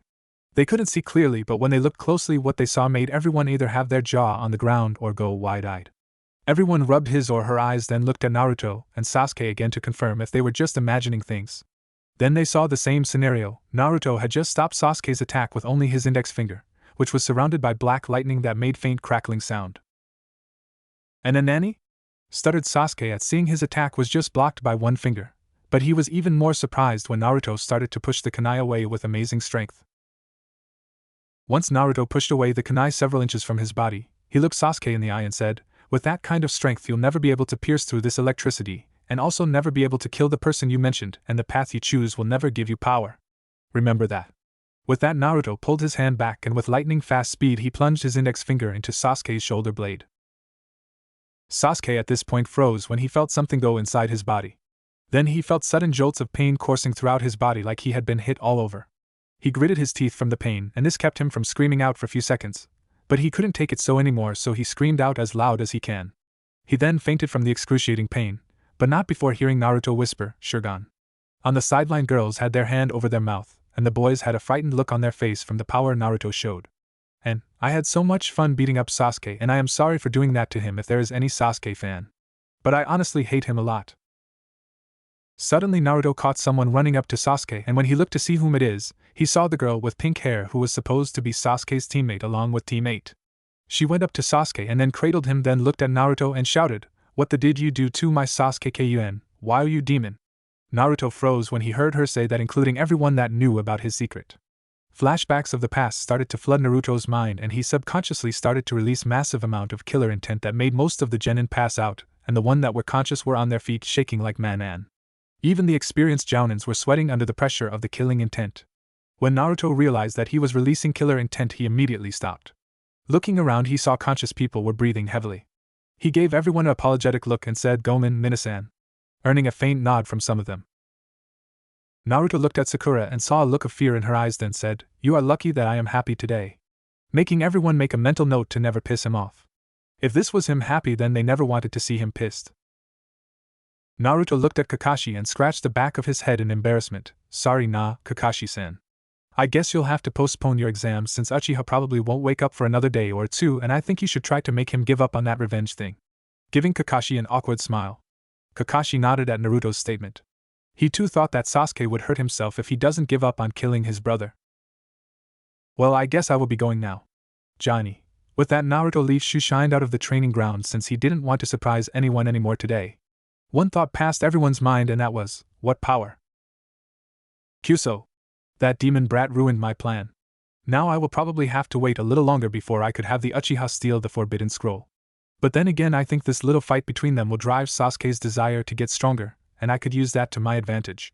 Thought a man in Chunin jacket with white hair. He had a devious smile on his face while he was thinking of the best ways to succeed in his plan. Hokage Tower? Don't you think you went a little overboard with poking your finger in his shoulder, Naruto? Asked the Hokage. Oh, come on, sensei, you can't possibly tell me that you wouldn't do the same if you were in my shoes. I personally think he deserved it, and besides, that will teach him to never underestimate his opponent, and also attack someone in a fit of rage whom is most likely stronger than him. Interjected Naruto. But still, you didn't have to make him pass out. Kami knows when he is going to wake up, and from the look on his face I would say it would take a while, said Sarutobi while inhaling deadly smoke from his pipe. Naruto shrugged at what his sensei said. Well, aside from the Uchiha, what did you think of the other clan heirs? Questioned a curious Hokage who wanted opinion of his pupil. It seemed the Hyuga heir is shy and seems to lack confidence in herself. The Inuzuka brat seemed loud. Aburame is really quiet, and that's to be expected. Nara is lazy like everyone in his family. Earning a chuckle from the Hokage. He then motioned for Naruto to continue. Akimichi seemed to eat a lot of chips. Yamanaka is a fangirl of the Uchiha like the Haruno. Overall, I would say they all have a lot potential to become great shinobis in the future, if they put their mind to it, Naruto said while he was in his thinking pose. Hokage nodded at Naruto's view on everyone. Alright Naruto, I will see you at the house later. Now I have to finish my paperwork, and because of the injury you gave Sasuke, I will probably have more coming in soon, said an annoyed Hokage. Naruto, seeing this, said, why don't you use Kage Bunshin to do the work? Making Sarutobi's eyes become as big as a saucer. He then started to bang his head with the desk, mumbling, why didn't he think of that, over and over again?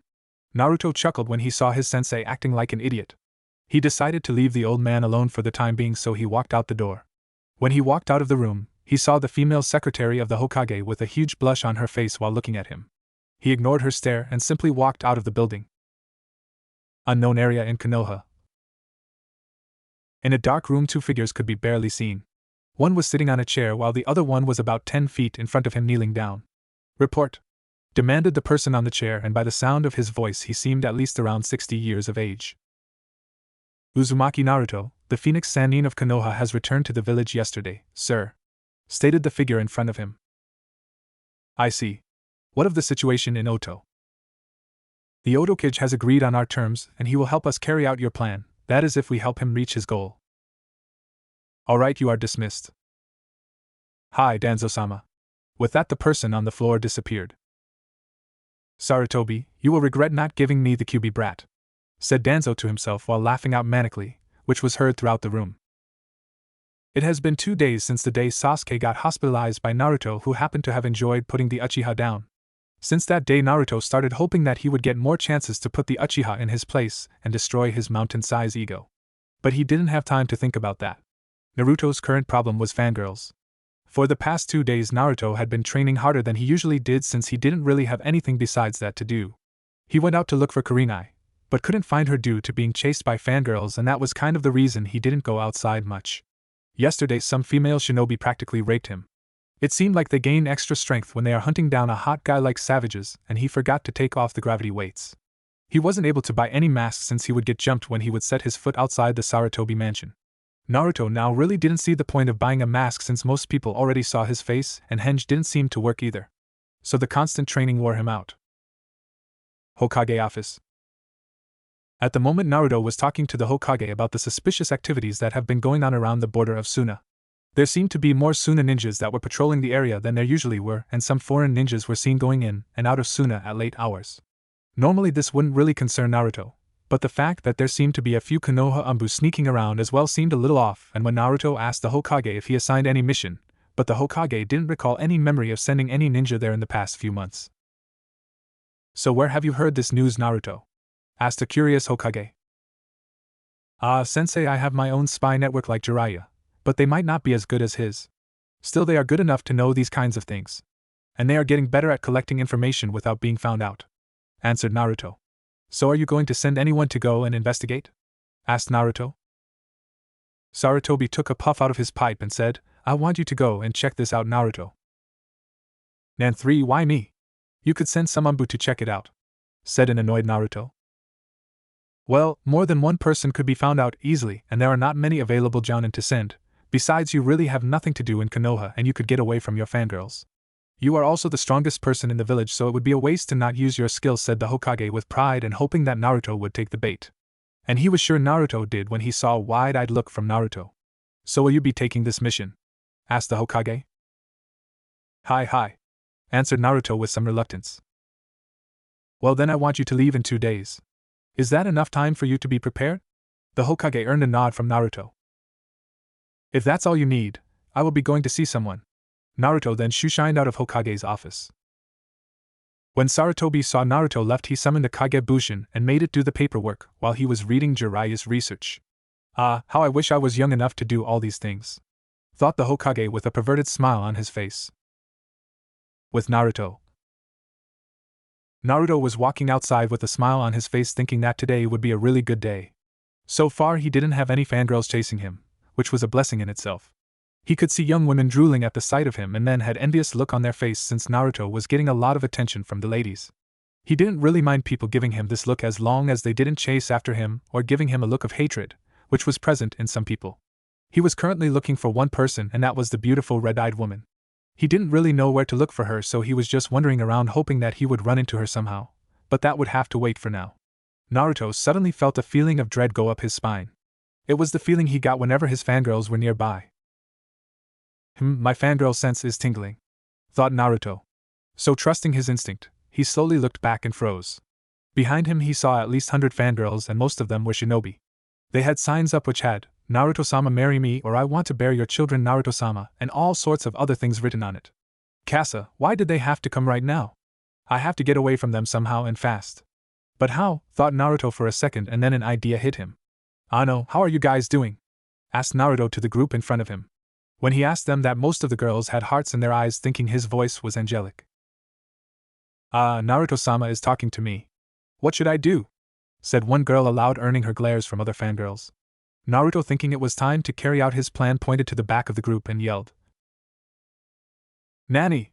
What the hell is that behind you ladies? Shouted Naruto. Where? Yelled all the girls and looked to where he was pointing. When they looked back and saw nothing, one girl said, But Naruto-sama, there's nothing there. What they looked to see Naruto, but he was nowhere in front of them. Then they saw him about 400 to 500 feet away from them. KUSO! He tricked us! Yelled one girl with Chunin vest. Suga! Naruto-sama is so smart! Yelled another girl. She said it loud enough for Naruto to hear, which made him sweat drop. I hope my plan works or I am loyally screwed, thought Naruto. Well girls, what are you waiting for? Let's chase after him, yelled the girl in the front, and with that everyone gave chase. Naruto at this point started to run faster, thinking that no one would be able to keep up with him.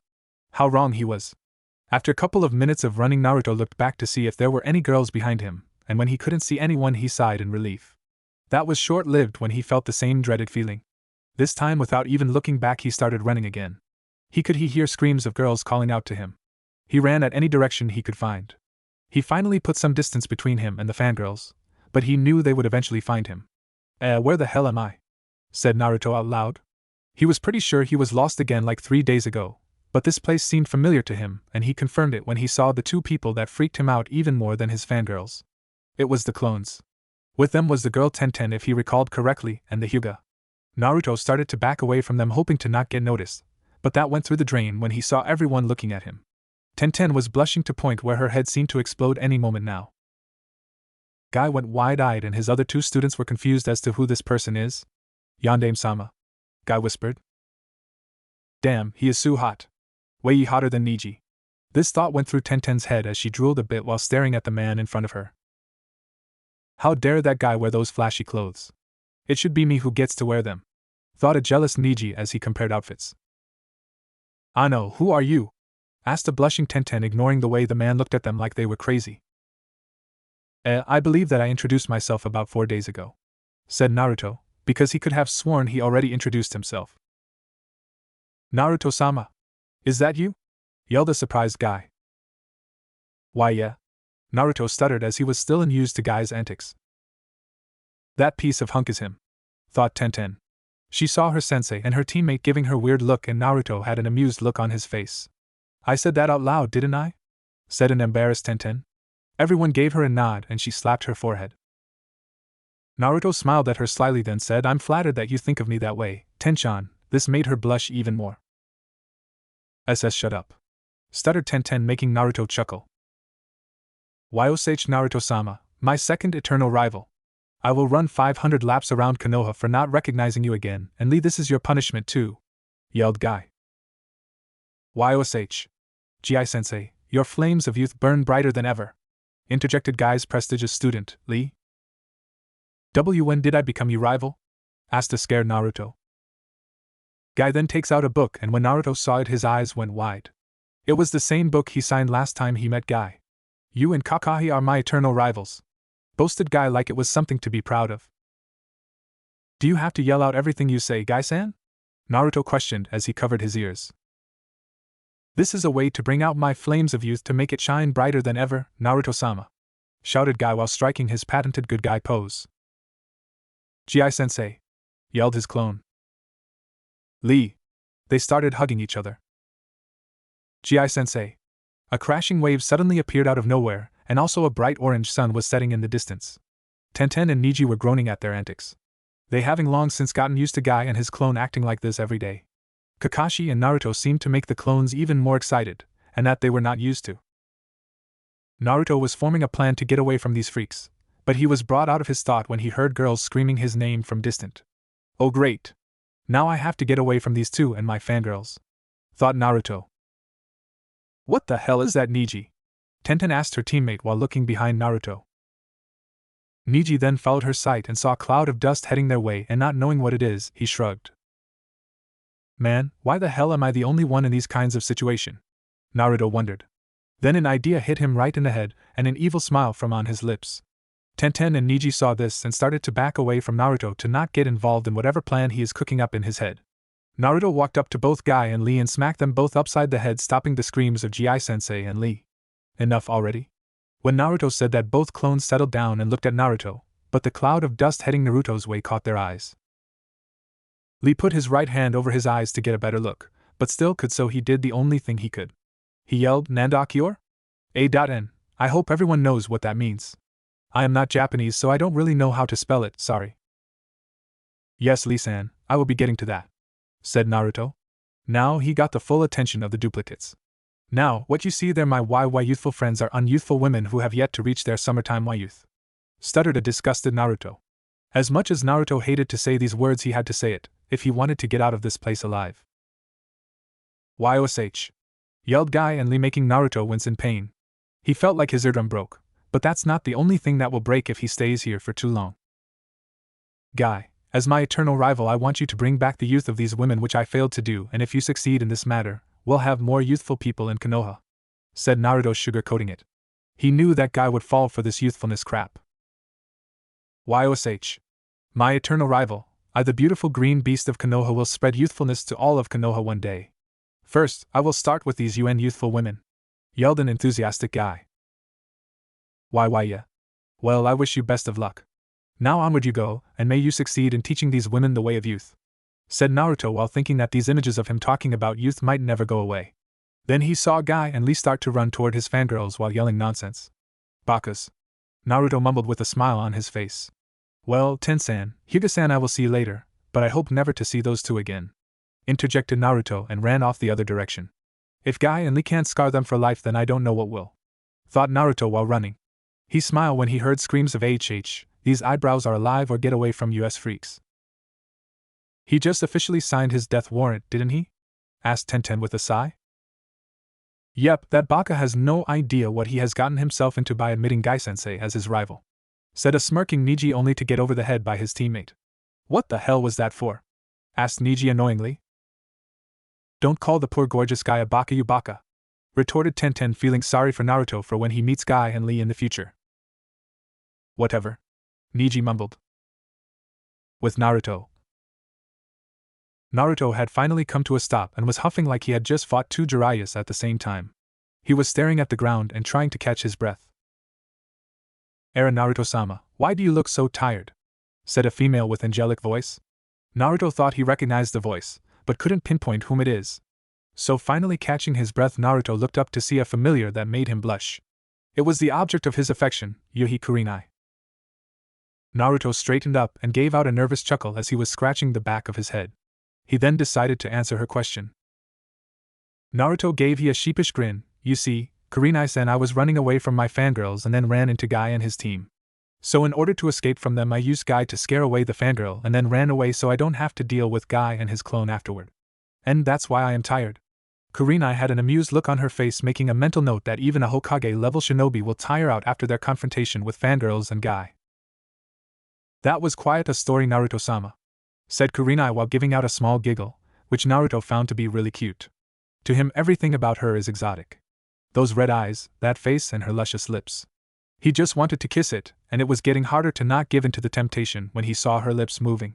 Naruto was broken out of his trance when he felt someone touch his shoulder. He traced it back to the source and saw Kurenai looking at him with a worried look on her face and an almost unnoticeable blush. Sorry, I zoned out for a minute. Didn't mean to worry you there. Apologized Naruto, earning a nod of understanding from Genjutsu Mistress. So Kurenai-san, are you going anywhere in particular? Well, I was informed by Kakashi that Sasuke just got released from the hospital today and that I was to inform my team to meet at a certain place to introduce ourselves. After that I am going to grab lunch, stated Kurenai. Before Naruto could say anything to that, her stomach decided to protest, making Kurenai blush in embarrassment and Naruto chuckle in amusement. Well, I see your stomach doesn't want to wait for you to find your students. Since I was already heading that way to get some food, you want to join me? My treat? Asked Naruto with hope, but he couldn't let it show in front of her. Kurenai blushed at the thought of eating lunch with Naruto, and without even thinking about her answer she blurted out, "Why you mean like a D-to-T?" For that she mentally berated herself, and Chibi Kurenai shouted, who the hell are you, Hinata? Naruto had a shocked look on his face. He never thought she would actually ask him anything like that. He would have thought that someone as beautiful as her would be taken by now, but by the fact that she even asked about a date might mean that she is single and may be interested in her. At least that's what he hoped. Naruto's nervousness kicked in, so he gave her an awkward smile and said, "Well, I didn't say anything about a date, but if you want we could make it a date." Kurenai, not trusting her voice at this point, just gave Naruto a slow nod. Then if you will, Kurenai-san. I am not familiar with good restaurants in Konoha. Hi. With that, Kurenai started to walk toward one of her favorite places to eat with Naruto beside her. She would occasionally take a peek at Naruto, then blush a little. She could see a lot of eyes were on Naruto and her. Majority of the women had a look of jealousy, while the man population looked like they were about to murder him. Naruto and Kurenai had to ignore these looks all the way to the restaurant. When they got to the door, both sighed in relief and went in, only to have everyone look at them with a look of interest. But after a couple of seconds everyone went back to what they were doing and some whispered among themselves about Naruto. Naruto and Kurenai passed several tables to one that was unoccupied. Naruto walked ahead of Kurenai and pulled out the chair and motioned for Kurenai to sit. Kurenai smiled at Naruto, seeing his polite side, since most men would just sit down and not do what Naruto did. When Naruto saw her take the seat, he went to the other side of the table and took his. After a few seconds, a waiter came back with a pair of menus, which he gave to them. He stood with a notepad and pen ready to take their order. Naruto looked down the menu at the rather marvelous list of foods. After a minute the waiter looked at Kurenai and asked, "What would madam wish to order?" I would like to get tempura, please," Kurenai requested. The waiter scribbled it down and turned to Naruto. "And for you, sir?" the waiter asked with a bit of malice in his voice, which was noticed by both Naruto and Kurenai. Naruto narrowed his eyes at the waiter and said, "Yakitori and one of your finest sake, please." The waiter scribbled it down and was about to leave, but stopped when he felt a hand on his shoulder. He looked back and saw that Demon was standing and then leaned into his ear to whisper something that made his eyes go wide. He then gave Naruto a scared nod and left. Kurenai looked at Naruto as he sat down and then asked, "What did you tell him to scare him so much?" It wasn't a demand but a question of curiosity. Naruto looked at her, smiled sadly and said, "You know about my condition, right?" Seeing Kurenai give him a nod, he continued. "The way this waiter spoke to me, it was clear that he doesn't like me, so he would most likely have done something to my food. So I gave him a warning that if he did do anything, I would hunt him and his whole family down, then slaughter everyone, though I wasn't really serious. But he didn't need to know that." Kurenai giggled at what Naruto said, though she would probably be scared too if one of the Sanin threatened her like that. Naruto smiled at her as the waiter came back with a small plate of spiced bread and a jug of water to occupy them over until their dishes arrived. They both ate the pieces of bread in silence. Naruto had to admit that these breads actually tasted better than he would have thought. Naruto poured himself a glass of water, and so did Kurenai after him. Then they both started to make small talk about their life story, but nothing too private since they really don't know each other, just shared some small details. The waiter took that moment to arrive with their dishes. He placed both plates on the table in front of the person who ordered them, and the left stopped in mid-step when Naruto muttered arigato, then continued to walk with a small smile on his lips. Kurenai was staring at Naruto with a slightly shocked look that he actually said thank you to the person that hates him, but she guessed that this might be one of his good point.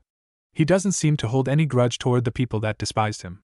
Then she saw Naruto unfolded the napkin next to him, and she decided to do the same, but in her napkin there were a pair of chopsticks. Itadakimasu. Both muttered and took the first bite of the food.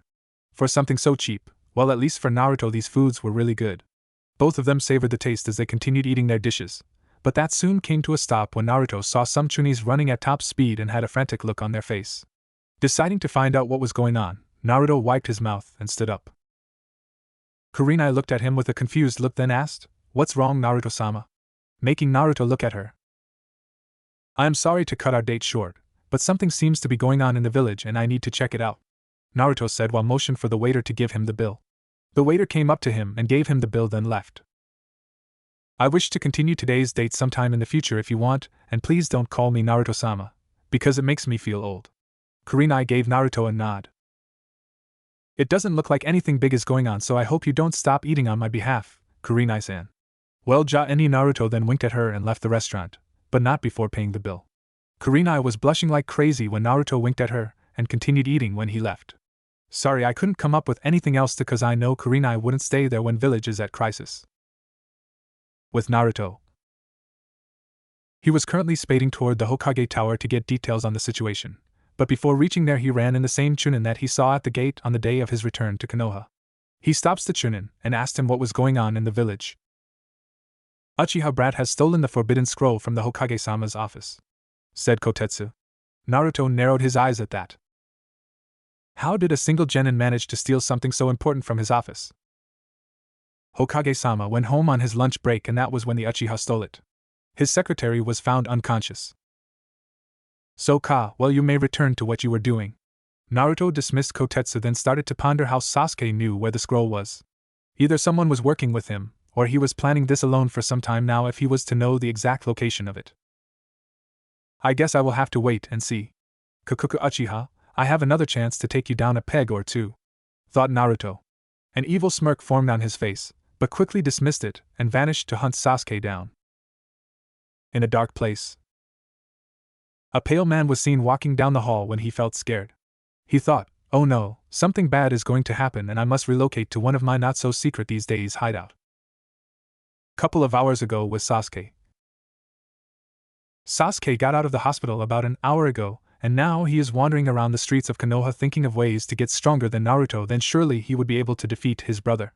So far he could come up with nothing. If only he had his Sharingan, he would be able to copy Naruto's jutsu and other ninjas. He was thinking that no matter how much he trains, he would never be able to beat Naruto or his brother. He needed to activate his Sharingan if he wanted to go up against them. Perhaps he could try to act like Naruto's best friend and have Naruto teach him, then he could simply kill Naruto and gain the last level of Sharingan. The Manjikyu Sharingan. "Oh aye, Sasuke!" shouted someone from behind him. Sasuke looked back to see who it was and saw his white-haired Academy Chunin sensei. His sensei was jogging toward him and seems a bit tired. He was most likely running for quite some time now, though not at top speed. When his sensei arrived in front of him, Sasuke looks at him and said, "What is it, Mizuki-sensei?" "I want to talk to you about something important," said Mizuki. Sasuke narrowed his eyes at that. What could be so important that Mizuki would waste Sasuke's valuable time? "If it's some crap about that fight I had with the dope, then forget about it," Sasuke said before turning around to leave, but what made stop was what the answer he got from Mizuki. "What if I could help you attain the power to defeat your brother?"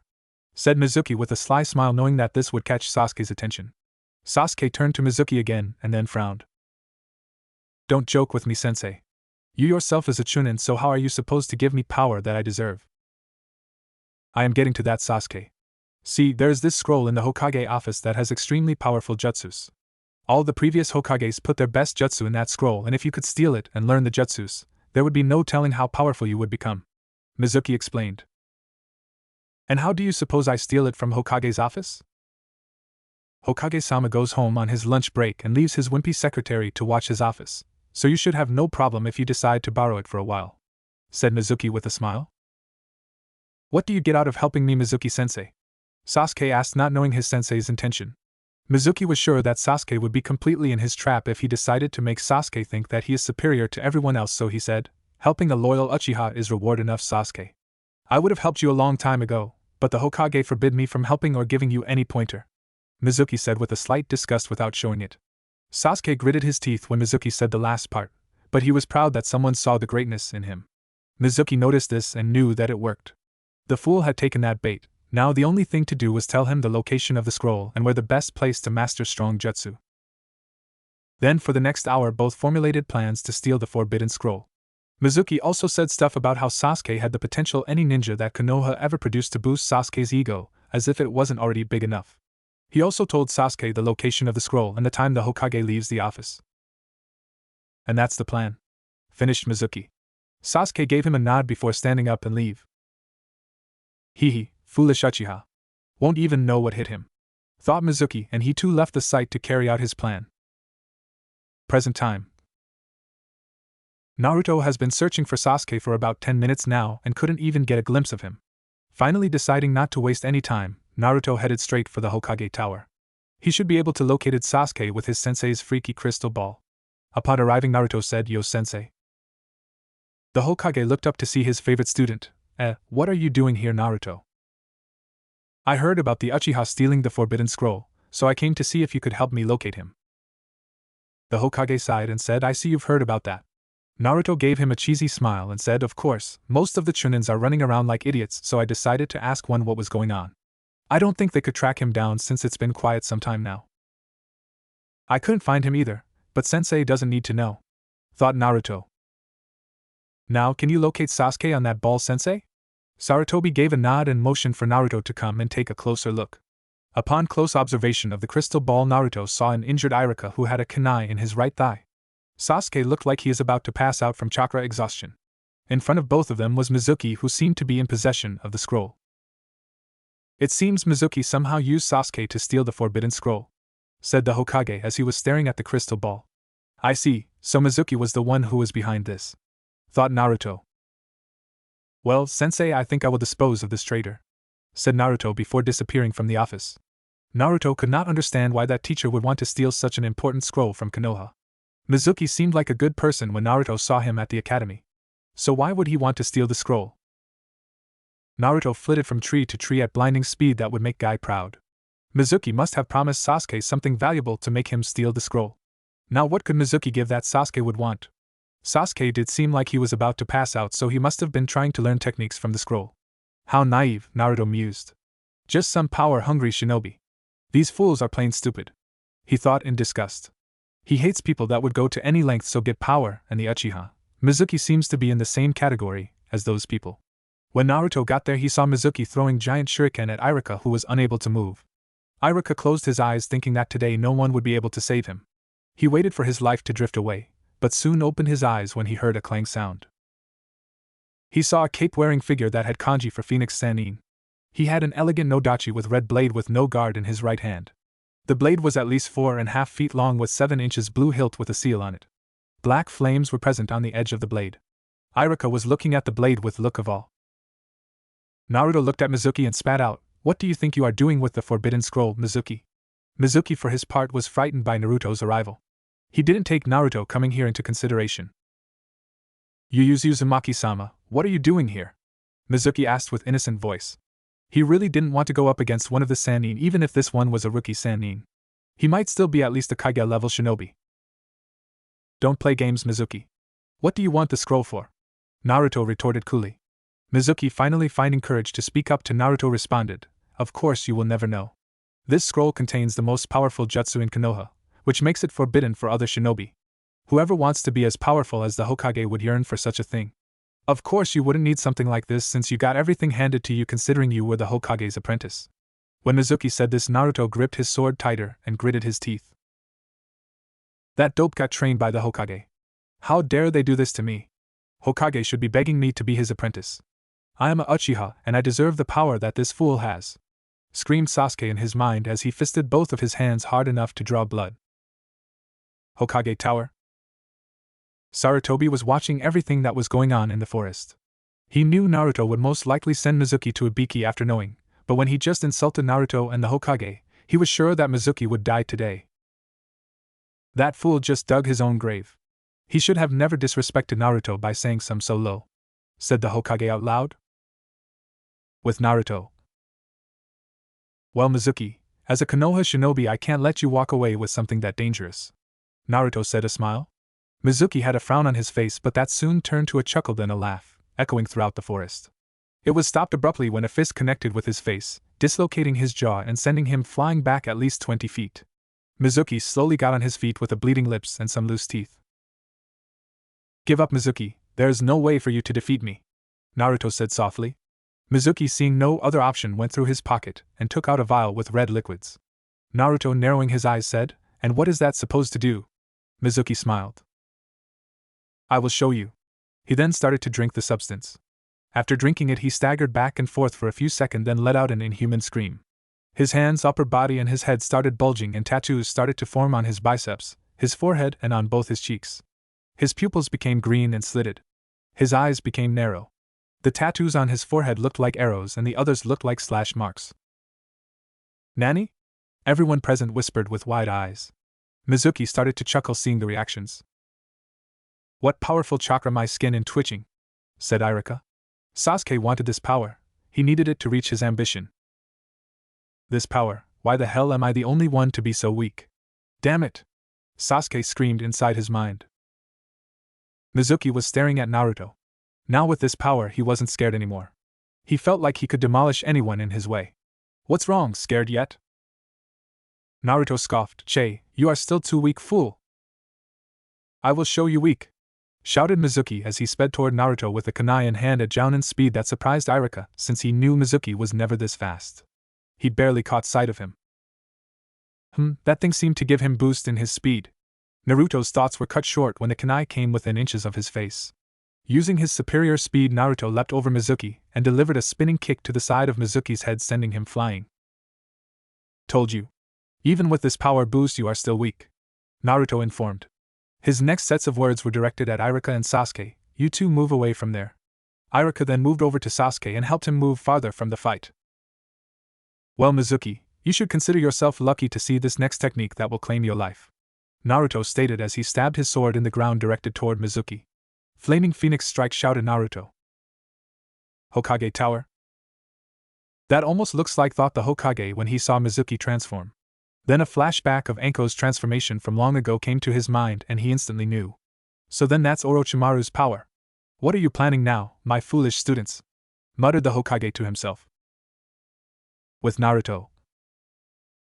"Well, Mizuki, you should consider yourself lucky to see this next technique that will claim your life," Naruto stated as he stabbed his sword in the ground facing Mizuki. This was the first time he actually used this technique, so he was not really sure how much damage it could do. Hopefully it would be enough to take Mizuki down even with his tainted chakra, as he'd rather not waste the chakra in launching another attack. "Flaming Phoenix Strike," shouted Naruto. In less than a second, raging blue flame erupted from under the blade, ripping through the ground and headed straight toward Mizuki at a speed most Jounin can manage. Mizuki stood frozen on the spot. There was no way to avoid the fire heading his way, so he would just have to brace himself and hope to live to see another day. Before the fire made contact with Mizuki, it took the shape of a phoenix head and opened its mouth to devour him. Mizuki put both his hands in front of his face, making a cross shape to lessen the damage. When it did make contact with Mizuki, first he felt a little warm, then suddenly searing pain coursed through his body. It felt as if his body was melting down. Mizuki painfully looked down to his torso and saw something that brought terror and pain his eyes. He let out an inhuman shriek that was heard throughout Konoha, make people shiver in fear. Sasuke and Irika had to cover their eyes to keep from going blind from the bright light that was created when it contacted Mizuki. Naruto was looking in Mizuki's direction with an impassive expression on his face. He couldn't wait to see his handiwork. When the attack died down, everyone present was hit with the smell of burning flesh. Naruto saw what his jutsu did and looked away. Mizuki was now what you would say ooze. His bones, flesh, and blood were now one. Iruka and Sasuke looked to see the sight serving to make Sasuke throw up. Iruka had to hold the urge to follow Sasuke in throwing up, but he forced it down considering he saw similar sights when Kyuubi attacked 15 years ago. Naruto went over and took the scroll from the remains of Mizuki. It seems to have some sort of seal to protect it from any harm. The scroll was glowing blue, meaning the seal created a barrier to protect it from Naruto's jutsu. When the glow died down, Naruto picked it up and went over to where Sasuke and Iruka are sitting. Iruka-san, do you think you will be able to walk or should I carry you? Asked Naruto in a generous tone. Iruka shook his head. It's okay, Naruto-sama, and my wounds are not that bad. Naruto gave Iruka a nod and looked over to Sasuke. Be prepared for your punishment, Uchiha. Naruto said in a cold tone. Sasuke didn't say anything, only smirked inwardly. He got to see the first technique in the scroll that he tried to master, and he was pretty sure he would get that technique down by the time he had to fight anyone else. He also figured that the punishment wouldn't be that grave. He was an Uchiha after all. Konoha needed him more than they need this fool of a Sanin. Delusional much? Konoha wouldn't be strong as they are now if it weren't for the Uchihas. Sasuke gave Naruto a mocking nod as he was thinking. Now, go home and Iruka-san, you should get your wounds healed, suggested Naruto with a smile as he disappeared out of sight. Unbeknownst to them, a figure was watching everything that was going on in the forest. He had a hood over his head to conceal his features. The only thing that was seen was the outline of his masculine face and a pair of glasses the figure was wearing. He chuckled softly and thought, Orochimaru-sama will be quite interested in this turn of events, as he vanished into the earth. Naruto was heading toward the Hokage Tower, and one thought was won his mind. Who was that? I will have to remember his chakra signature. Naruto arrived at the tower and went through the window, making the Hokage fall out of his chair trying to hide his Aika book. Damn it, Naruto! Would it kill you to use the door? Asked the scared Hokage. Naruto laughed at his sensei's antics. The last time he saw his sensei this scared was the time when his wife found him reading those smut at home. After Naruto's laughter died down, he asked, pointing to the orange book, why were you trying so hard to hide that? The Hokage mumbled something under his breath. Naruto, not getting what he said, asked again, and Sarutobi said as he was holding the book to his chest and watery eyes, your Obasan burned some of my precious books after finding it in my private library. Naruto chuckled after his reason. It was pretty much what he suspected. He then put his hands back and handed the scroll to Sarutobi. Maybe you should put some seals on the place where you put the scroll, suggested Naruto, so no one could get it as easily as Sasuke did today. The Hokage looked at him and gave him a nod. Why don't you do the pleasure, Naruto? I don't know much about seals, Sarutobi said as he leaned back in his chair with a sigh. I will put one before leaving on my mission, said Naruto. Oh, and I think you have spies in the village. I am not really sure, but I think you should look into these kinds of matters. The Hokage rubbed his forehead from the tensions and groaned, Ugh, I am too old for this shit. Naruto raised his eyebrows. He had never really heard his sensei say stuff like that, but then again everyone has a bad day, and for his sensei he figured today is one of those days. Maybe you should retire, sensei. The Hokage sucked on his pipe and sighed, and whom do you think will take my place? Jiraiya is always with his research. Tsunade never even came back to Konoha after she left this place couple of years after her lover died. The only choice would be you. The Hokage said the last part in a joking manner. Naruto gave a snort. No thanks, sensei. I wouldn't want to rot in this office at such young age. Damn, thought I had a way out. Thought the aging Hokage. So Naruto, did you create that jutsu you used on Mizuki, or someone taught you during your 3 years training? Asked the Hokage, having nothing else to talk about with his student since the thought of him taking the job over was quashed. But it was a rather good question since he wanted to learn what his student is capable of. Actually, during my training I did a lot of training with the Phoenix and learned to cope with their special abilities, and after I was finished, I got this sword and with it a couple of techniques, said Naruto, pointing at the sword on his back. Flashback. Naruto was standing in front of the Phoenix summon. He finished his hard training with all kinds of different Phoenix. He never knew there were so many different types of Phoenix. He was amazed at the fact that there was another Phoenix that was bigger than even the boss, though not really strong. When Naruto asked Raijin why he was smaller than Ritsu, the answer he got was because he was the oldest of the Phoenix, and he lost majority of his strength due to old age, even though Phoenix always rise after they fall. Alright Naruto, for finishing you training I will be giving you the Sword of Phoenix, as its official holder. This sword is passed down from generation to all the boss, and the boss is supposed to give it to the summoner of the Phoenix if they are deemed worthy, explained Raijin as a sword materialized in front of Naruto. Naruto looked at the sword and was shocked at its beauty. It was one of the most beautiful swords he saw, and was shocked that it was now his. Ruijin saw his shock, but continued anyways. With this sword, you'll be able to perform many different kinds of techniques, and I will foresee your training from here on until you master the techniques. Understood? Naruto nodded. Alright, take a breather for today, and from tomorrow your righteous training will continue, said Ruijin as he left in the same fashion he appears to this world. Naruto went over to the sword and picked it up, and gave it a few practice swings. For some reason it felt so right in his hands. End flashback. So you see, that was one of the technique that could only be performed with this sword. Naruto summed up. Do you have a name for the sword? Asked the old Kage. Naruto smiled as he recalled Ruijin telling him the name of the sword. It's called Muramubi, Passing Dream Fire. Wasaritobi was abruptly cut off when he heard someone yell out pervert followed by another scream, and he could only identify that voice as Konoha's green beast Mado guy. Now why would someone scream pervert since Jiraiya is not here, and second later guy screams like he was being beaten or something? Earlier with Guy and his student were standing on the side of an empty street, and seemed to be discussing something importantly. It's time I teach you about talking to women, exclaimed Guy with his patented good guy pose. YOSH. Guy-sensei, said Lee, paying close attention to what his sensei is saying. He then took out a book to write down every single word he is being preached. You have to figure out what they like so they feel you are interested and care about them, suggested Guy. Hi, I understand, Lee said as he scribbled everything down carefully not to miss a word. Guy then saw a woman walking with her dog and pointed to her. See that woman over there? She likes dogs, watch me appeal to that. He then walked over the woman and gave her his super special pose, creating sparkles around him. Hey babe.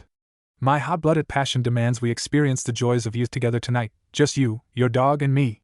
Causing the woman to blink for a few seconds, processing what this weirdo said. Then it hit her. Ah. You pervert. She shouted. She then ordered her dog to attack his special area. This got Guy running as fast as he could. Ah. I was just going to suggest that we go running together, Guy shouted as he was running to save his hide. YOSH. Gi-sensei is on fire, exclaimed Lee, being the idiot he is and not knowing what was happening. Present time. What was I saying, Naruto? Asked the Hokage, not remembering the thing he wanted to ask Naruto. You ended with what before someone screamed. Since you can't remember, I will be taking my leave. With that, Naruto stood up from his chair and jumped out the window. He landed smoothly on his feet and started to roam around Konoha to sate his boredom. There were not many people outside except a few shinobi. He figured everyone was probably eating lunch, or maybe bathing. The only choice he had at the moment was to either to go home or go to one of his favorite places, the Hokage Monument. Right now, that seemed like a good choice, so he started in that direction. If only he could bring Kurenai to that place. Speaking of the red-eyed goddess, she was currently in the hot spring enjoying her bath and talking with her best friend Anko. Kurenai, where were you during lunch today? You said you would meet me in the dango shop and you weren't there. I looked for you practically everywhere, Anko asked with a frown, causing Kurenai to shrug. I was actually on a date today, and after that I had to talk to my team, Kurenai stated with a slightly dreamy smile on her face.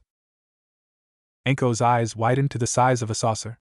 Kurenai was known as the Ice Queen of Konoha for turning down every date she had ever been asked to. Now she is hearing that Kurenai actually accepted a date, so whoever that person was, must be something. Anko looked at Kurenai with a curious yet mischievous look. Kurenai felt like she would melt under her gaze. Details? Growled Anko with her face an inch away from Kurenai, serving to unnerve the red-eyed woman. It wasn't much of a date, really. He asked me if I wanted to eat lunch, and like a blabbermouth, I asked if it was a date.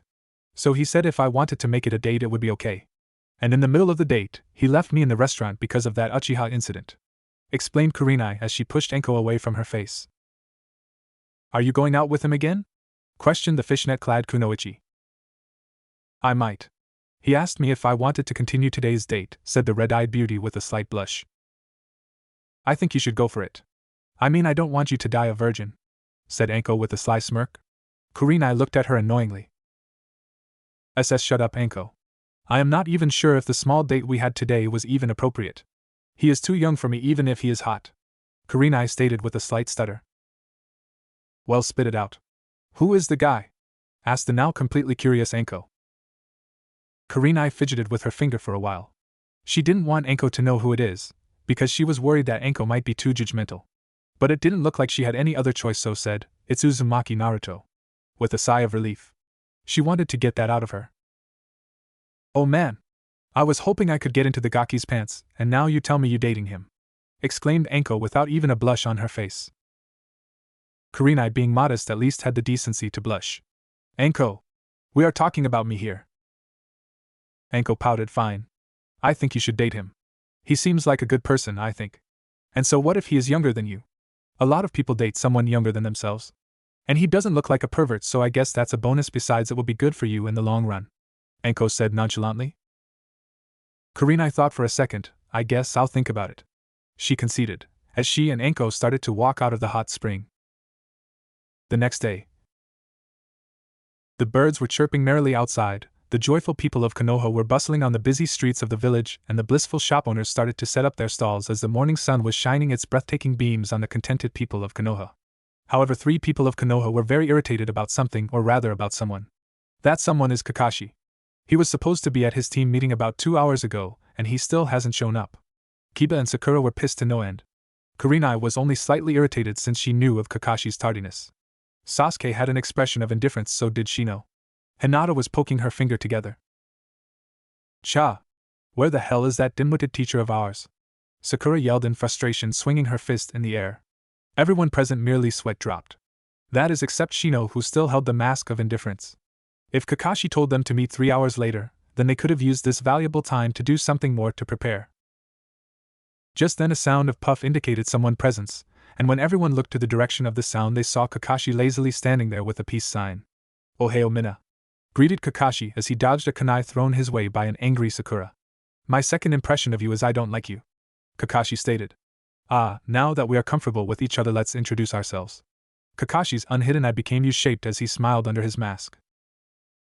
Everyone was giving him the look of bewildered, and one thought crossed their mind: who the hell said everyone was comfortable with you? "Let's start with your names, likes, dislikes, and dream," Kakashi said, pointing toward Hinata. "You go first." "But sensei, shouldn't you introduce yourself first, being the teacher and all?" interrupted Sakura with her know-it-all attitudes. "I guess that's understandable," said Kakashi. "My name is Hitaki Kakashi. My likes are none of your business. My dislikes, well, I don't see how that's your business either. I have few hobbies. As for my dreams," Kakashi trailed off while staring at the sky, then looked down. Everyone's face faltered hearing his introduction. All they learned was his name. Kurenai wanted to go over and hit him upside the head, but that wouldn't set a good example in front of the kids. "Since you interrupted me, you're going first," Kakashi said whilst pointing towards Sakura. Alright. My name is Haruno Sakura. I like." Sakura turned to look at Sasuke while giggling. "And my hobby as well, my dream is." She turned to look at Sasuke again and started to have starry look in her eyes, then squealed. "My hate is Ino Pig and the freak that hurt Sasuke-kun," she screamed. Everyone decided to ignore her introduction since it had nothing that identified her as a kunoichi. "Damn, we have a fangirl," thought Kakashi and Kurenai, not that they didn't know from before, but they wanted to express themselves. "Okay, the brooding boy," the silver-haired Jounin jerked his head to one side, indicating that at the Uchiha Gohan. "HNN. I'm Uchiha Sasuke. I don't have any likes, but I have a lot of dislikes. I don't have a dream, it's more like ambition." Here his face darkened as he said, "My ultimate goal is to kill a certain person and to resurrect my clan." Kakashi narrowed his eye, just as I thought, though that resurrecting his clan thing seems little off since I thought he was gay. Kurenai, seeing Kakashi's team introduction was over, stepped forward and decided to introduce herself. "My name is Yuhi Kurenai. My likes are spending time with my friends and relaxing at the hot spring. My dislikes are perverts, tardiness," she gave Kakashi a glare, who looked away, "and people who show off. My hobbies are cooking and learning new genjutsu. And my dream, well, I think I will keep that to myself," she finished with a slightly glazed look in her eyes. "I'll go next. My name's Inuzuka Kiba. This here is my companion and partner Akamaru. I like spending time with him and with beautiful girls. My dislikes are arrogant bastard and people who treat animals badly. My hobbies are training and teaching Akamaru new tricks and techniques, and picking up girls. And my dream is to become the leader of my clan and have a beautiful wife who will listen to me and not scream like Banshee," said Kiba with a perverse grin. "Ugh, just another horny teenager," thought Kurenai. She then pointed to the Hyuga heiress and told her to proceed. "My name is Hyuga Hinata. My likes are people who treat others with respect. My dislikes are arrogant people. My hobbies are pressing flour and learning new clan techniques. My dream is to one day become a strong clan head and unite the branch and the main family together," said Hinata, stuttering the whole time. A/N. I don't want to write her stuttering crap, so I simply wrote it like a regular person is speaking. Looks like I got a lot of work ahead of me. She definitely has issues with her confidence, but with proper care she could become a great kunoichi, thought Kurenai while eyeing the last member of her team as it was his turn next. I guess I will go next. My name is Abirame Shino. I like to collect bugs and breed new ones. My dream for the future is to become the head of my clan, said Shino, surprising all the Genin since this is first time they heard him say more than one word. Both Jounin nodded at each other. Now that we have introduced each other, I will tell you that we will have survival training at the training field in few minutes due to Sasuke's accident delaying our team meeting, Kurenai declared with a glare that made the stoic Uchiha tremble slightly. But, Kurenai-sensei, we already did that in the academy, Kiba protested but was interrupted by Kakashi. I am telling you the truth and I know you guys will be shocked at this piece of news, the silver-haired sensei began to grin from ear to ear. Out of all the academy students that have been made genin, only 8 will be chosen as a genin. The rest will be sent back to the academy, said the Cyclops with an evil glint in his eye. Nani! Shouted out Sakura and Kiba. Sasuke had a grim look on his face. There is no way he will fail this test, and if anyone tries to hold him back then he would just have to take care of it. Hinata lost all of her self-confidence that she had left after hearing what Kakashi said. Shino simply narrowed his eyebrows. We will see you on Team 7 training ground, so try to keep up, said Kurenai as she and Kakashi sped towards said place followed by the rest of the team. A couple of minutes later everyone was present, and Sakura was the only one that seemed at all winded. It seems we'll have to work on her stamina, thought Kurenai grimly. So for the test, all you have to do is take one of these 3 bells from us. Whoever gets a bell passes. If you don't get a bell you will fail and go back to the academy for another year off training, Kakashi explained, pulling out 3 bells and holding them in front his face. Then he threw 2 bells to Kurenai. Once Kakashi gives the order, all of you can either charge at us with the intent to kill or hide somewhere and plan your moves, Kurenai said, with a sugary voice, also seeing if they could take a hint. You are to get the bells by noon today, and failure to do so you know what happens, said Kakashi. Each of their eyes widened, but you couldn't see it in Shino's case due to his sunglasses. So you can use anything you want from shuriken to kunai, and even jutsu if you have them. Kakashi was about to begin when Sakura protested, but sensei, you guys may get seriously injured if we come at you with full intent to kill. Kurenai smiled at her. She was really naive thinking they could hurt a couple jounin. Now Sakura. Do you think we are jounin for nothing? Kakashi started to take out his favorite book. He was waiting for this moment to just relax and read about what will happen next. Everyone was tense thinking that Kakashi is most likely taking out some kind of weapon, but they all face-faulted when he took out an orange book. He looked at the genin's face and smiled under his mask. Alright, Hajime, he said, and the genins disappeared, all except for Kiba being the only one in the group who was brash. Kiba, are you going to fight both of us? Kurenai asked and immediately got her answer when Kiba threw 5 kunai at both jounin. Both dodged the projectiles that hit some trees behind them. Kakashi started to read his book, gave out some perverted giggles to piss off Kiba. And it seemed to work pretty well when Kiba charged Kakashi and engaged him in taijutsu. For a genin, Kakashi had to admit Kiba was pretty good, but that shouldn't be a surprise considering Inuzuka specialized in taijutsu. Kiba raised a fist to hit him in the head, but it was blocked by Kakashi's hand. He tried to kick him next, but Kakashi simply leaned his head to the side, then threw Kiba about 8 feet backward, and he did all this while reading his book. Kiba deciding to have enough prepared for his clan jutsu.